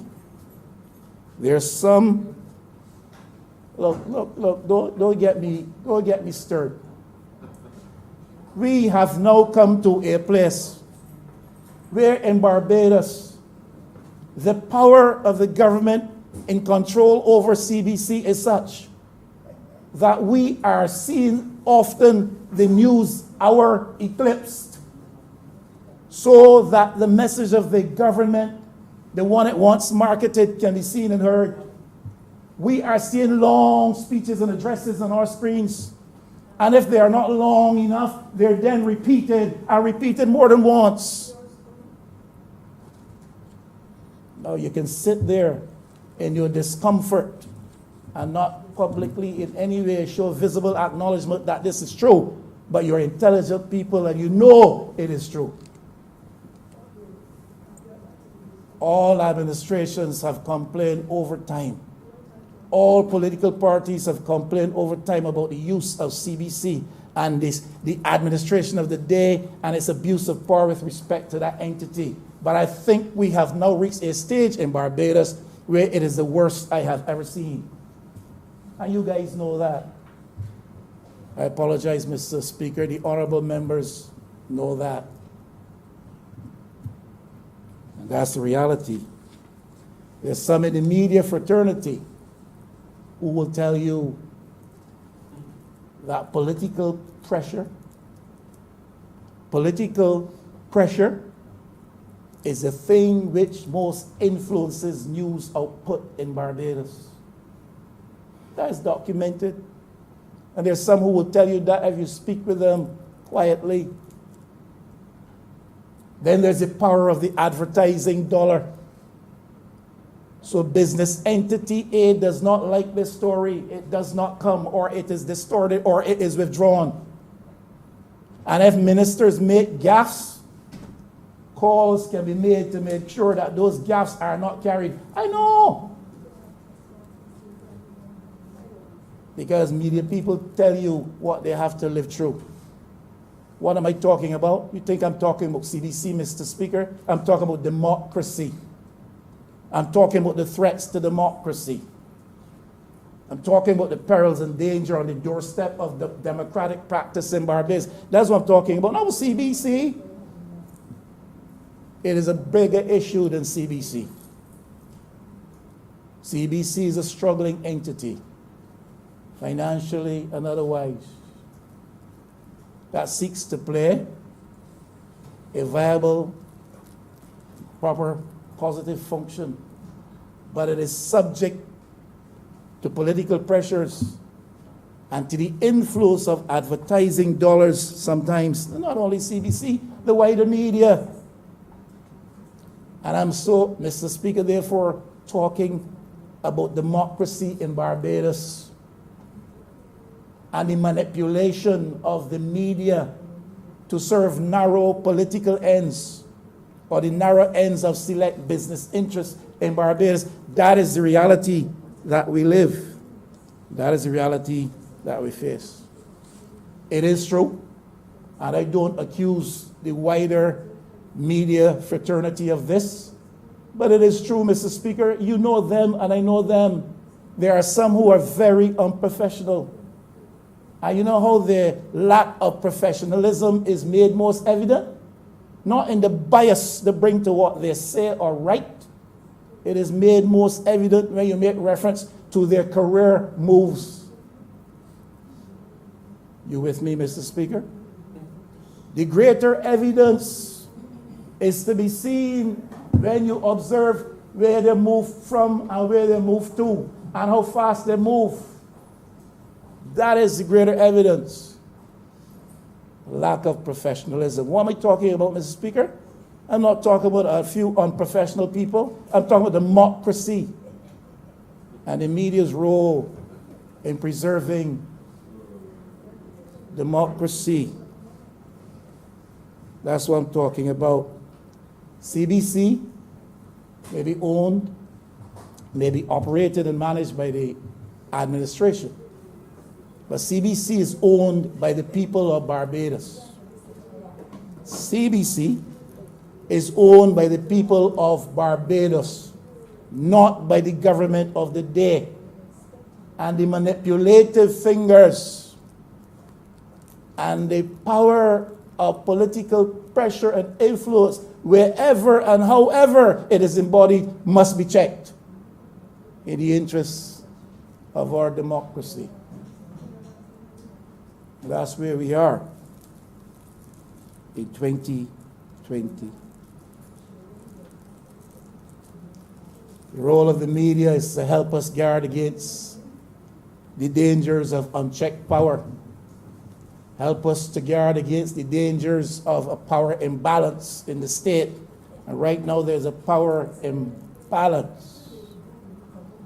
And that power imbalance is not only reflected in the numbers configuration, that power imbalance becomes even more bothersome, more worrisome, when those who sit in majority numbers are weak men or weak women and will not stand up to power.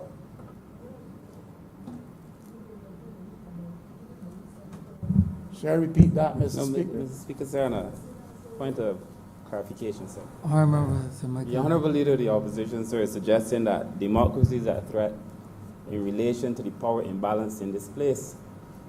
But it is democracy that determined the power imbalance in this place. It was through a full democratic process that the members in this place were elected through a democratic process by the people, sir. So to associate the structure and the composition of this place with anything undemocratic is to mislead the people, sir. I thank my honorable friend for his intervention, but he's a little bit off the mark. I'm not questioning the legitimacy of the process or the outcome of the exercise of that process.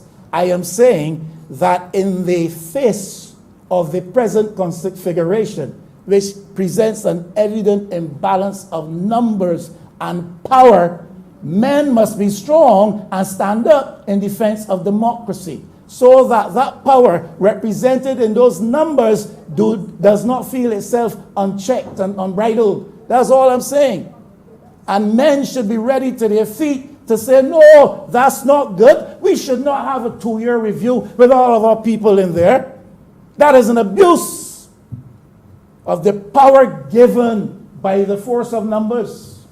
That is what I'm saying. Don't, sir, keep quiet. Don't get me stirred. I'm trying to be cool and to bring this to an end. But when you come on subjects like these, we are dealing with realities here. We are dealing with reality. The media, there's no bitterness here, Mr. Speaker. There is no bitterness here. There's concern for Barbados.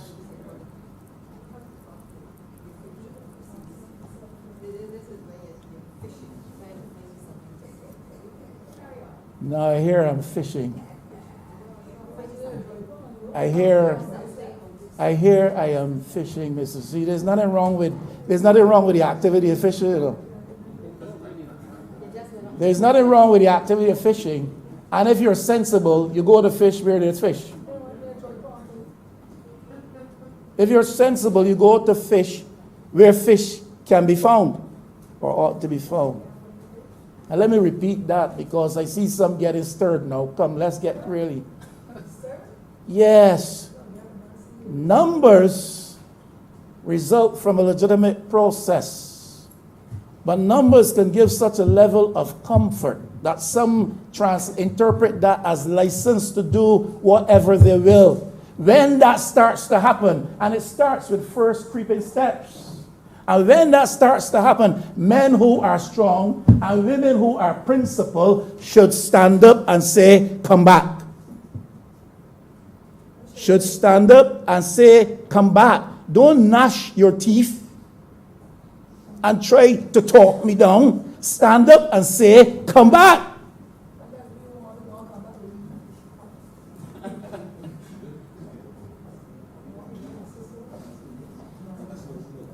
Media has a role in this very dangerous period. The media has a role in this very dangerous period. You know what they say about power and its tendency to corrupt. You know what they say about total or absolute power. Yes. And we don't want to go there. Nobody is saying that we are there, Mr. Speaker. I'm simply saying that we have to be careful, to be aware of the dangers to democracy, and to say come back when we see those dangers beginning to show themselves. And the media needs to learn to report fairly. Everybody will have their biases and their party preference and all of that, but when you speak and you report, when you write as fairly as you professionally can. Media has a role to investigate and to follow through on matters, and so much is allowed to go a-begging in Barbados to help safeguard our freedom, to highlight the dangers and the threats to that democratic process that gave a 30-0 defeat to the last administration.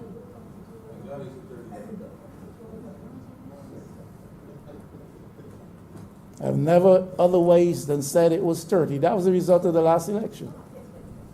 It is not the configuration of the parliament now.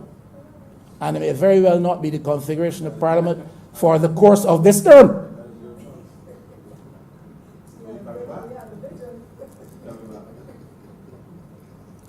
Mr. Speaker, why you warn these honorable men? No, look. Coming back, look. You see this honorable gentleman from Christchurch, East Central, and all this comeback talk. I will not go there. I am not going to trouble him. I have quietly advised a couple of his colleagues, speak quietly to your ministerial colleague and ask him to desist from trespassing on that line, because it's improper and it's inappropriate. And I was going to speak about it. No, I ain't going there, because that's not my style of politics.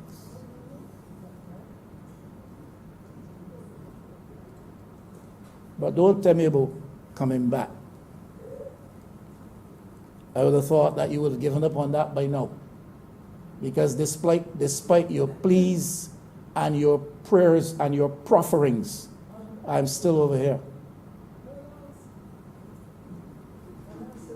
And there are some things that all of you don't know.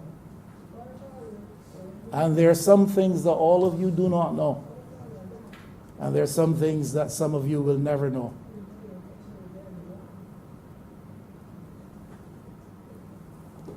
We've gone awfully quiet in the chamber, Mr. Speaker.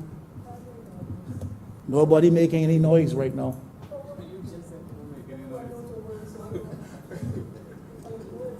I have spoken in recent times about what I observe in my view to be a trend. And that has to do with the power being conferred on ministers and the power being concentrated in the hands of the Prime Minister, the Honorable Prime Minister. The last occasion I spoke to that in this house was at the time of the Emergency Powers Act, when the cabinet amended a bill it had brought here to put absolute power in the hands of the Prime Minister, devolving the responsibility from themselves to one pair of hands. They did it as though they do not have a sense of responsibility and a sense of judgment that can be trusted. That they cannot look at things with a sense of dispassion and maturity and make decisions. They devolve that responsibility to one pair of hands. On the Emergency Powers Act, this cabinet did that. And I'm saying, if you look back at legislation that we have brought here over the last year, within the last 2 years, you will see this trend emerging, where power, either with respect to statutory corporations and how the administrative structures are changed and adjusted, how they're restructured, power goes to the minister to appoint, to approve, to dismiss. Sole power. That's what the wording says, sole power. A minister has a responsibility, a right, a power to create positions and to have those positions functional for some time. But we're talking about putting in the hands of a minister the power to approve this appointment or to dismiss an appointee. We did it at hospital, doing it at CBC, doing it all over the place.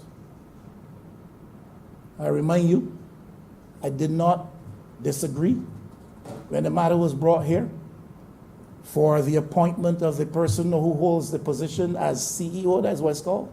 Didn't disagree with that, because I think where people bring value to a situation, irrespective of who they are or to whom they are related, if they can get the job done, give them the job. I supported that. What I don't support is the power that is put in the hand of a minister to make appointments and to have people dismissed. That is too much power. There are mechanisms that we put in place to deal properly, more transparently with that. And we do it with respect to the Prime Minister. Look back at the legislation. You are the planning legislation, Mr. Speaker. There is a committee set up to give approvals for planning applications. And yet there's a provision in the legislation that with respect to certain, about 10 or 12 very significant areas, the power goes to the Prime Minister to overrule the position of the committee. You can come down through the place, down through the line, and look at the legislation. We've done it more than once. Put power in the hands of the Prime Minister. Put power in the hands of the minister. Look, this administration today that holds office, Mr. Speaker, may not be disposed to abuse any of those powers. Hear me very clearly. But you do not know the administration that comes tomorrow. This Pharaoh that rules over the land today may not be the Pharaoh. And I don't mean that in pejorative terms. I mean that simply in terms of a ruler, a position of rulership, a position of leadership. That's all I'm saying. The leader of today may not be the leader of tomorrow. And that is why we must get the legislation right, my honorable friend from St. Thomas.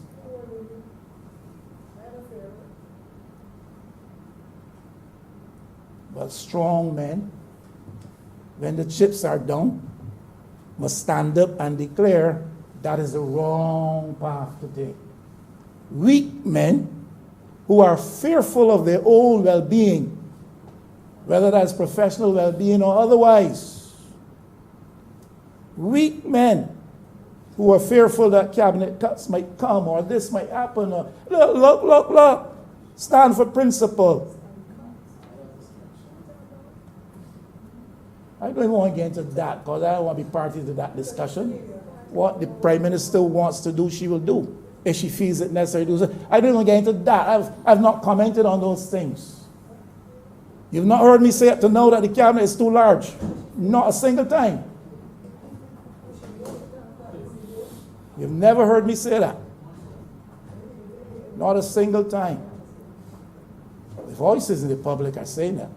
I don't want to be distracted, Mr. Speaker. All I'm saying is, when we are faced with a moment of truth, those who are not weak in the knees and those who are strong in the spirit and in the passion for the democracy and the democratic privileges that we live and try to promote, stand up and say, no, no, no.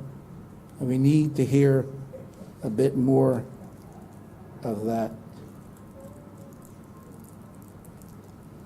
I didn't mean, Mr. Speaker, to be here for this long. But those things must be chewed upon. And I know, Mr. Speaker, that you are a thinking man and that you know where right and reason reflect themselves. And I simply offer to this chamber today, CBC is not properly accounting for $2.8 million. I can't vote for a loan for them for $2.4 million. CBC is being abused, in my view, in terms of what is allowed to do or in terms of what is forced to do by the administration. And there are certain perils to our practice of democracy that I'm not going to subscribe to. And I encourage those who feel any measure of strength in their knees, any measure of fiber in their backbones. I'm not asking you to stand and say anything or even to vote against this. I'm simply saying if there's any measure of strength in your knees or any measure of fiber in your backbone, stand up sometimes and say, no, no, no, no, we're doing this the wrong way. That's all. Don't all applaud at the same time, please. Kirk? Honorable Leader Government Business. Kirk? Mr. Speaker, I rise in support of the resolution. I rise in support of the resolution. Support given, sir, on the basis that the Caribbean Broadcasting Corporation, if you take all that has been said by the honorable member who just spoke, seems as though it is an organization which the Barbados Labour Party has been seeking to censor all other right-thinking members of this society. But on the other hand, sir, I understand that being in opposition often means that you have to oppose. But I do believe that you also have a responsibility to be honest and truthful.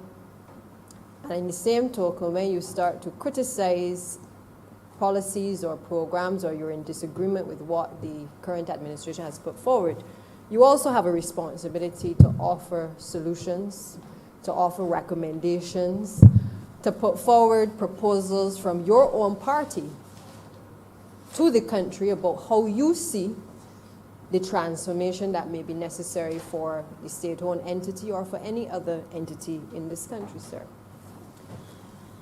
What I heard, however, Mr. Speaker, on this particular resolution was what I consider to be what we would hear when we were in opposition, which is when you come in and you may not be too prepared for a speech, you decide to hold on to something, anything that you possibly can, and make a speech out of it, sir.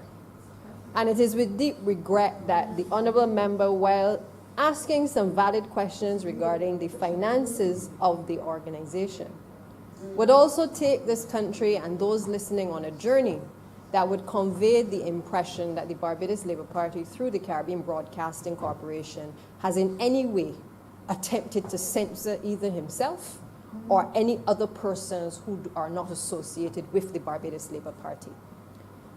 The questions he has asked about why aren't more ministers perhaps on television? Why is it that when we mount a conversation about the first 2 years in office, why was it not more fully represented by other persons? Sir, the Caribbean Broadcasting Corporation has had other persons speaking about the Barbados Labour Party's record.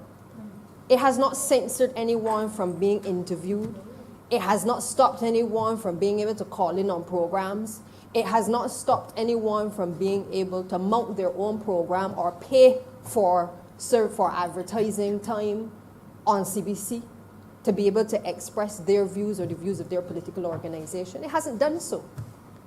But to convey the impression that as a party that has made significant sacrifices, of which the honourable member was once a part of, and who knows that on coming to office, the magnitude of the task that all of our members have had to face in dealing with respective ministries, I think it is unjust. I think it is unreasonable, as I sit here and I listen to the honourable member, for him to behave as though his former colleagues, who are still respectful of him as an honourable member and leader of the opposition, that we would in any way, through the Caribbean Broadcasting Corporation, seek to censor him. He repeated over and over about how the media has a responsibility to do this and the media has a responsibility to do that. But what he didn't say at any juncture is how or what attempts he has made to participate in the programming on the Caribbean Broadcasting Corporation. I think what is happening is that he has now realized how difficult it is to financially fund an opposition party and to be able to get airtime on CBC or any other forum. And I think that is why I hear his frustrations coming out, and I sympathize with him. Because it is not easy for any of us as members of this party either to deal with what is out there. Mr. Speaker, the honourable member is misleading us. That has nothing to do with anything that I said, but if she wants me to engage her now on this matter of funding political parties, we could go at that. Because there is a moral wrong that is going down in Barbados right now with respect to that.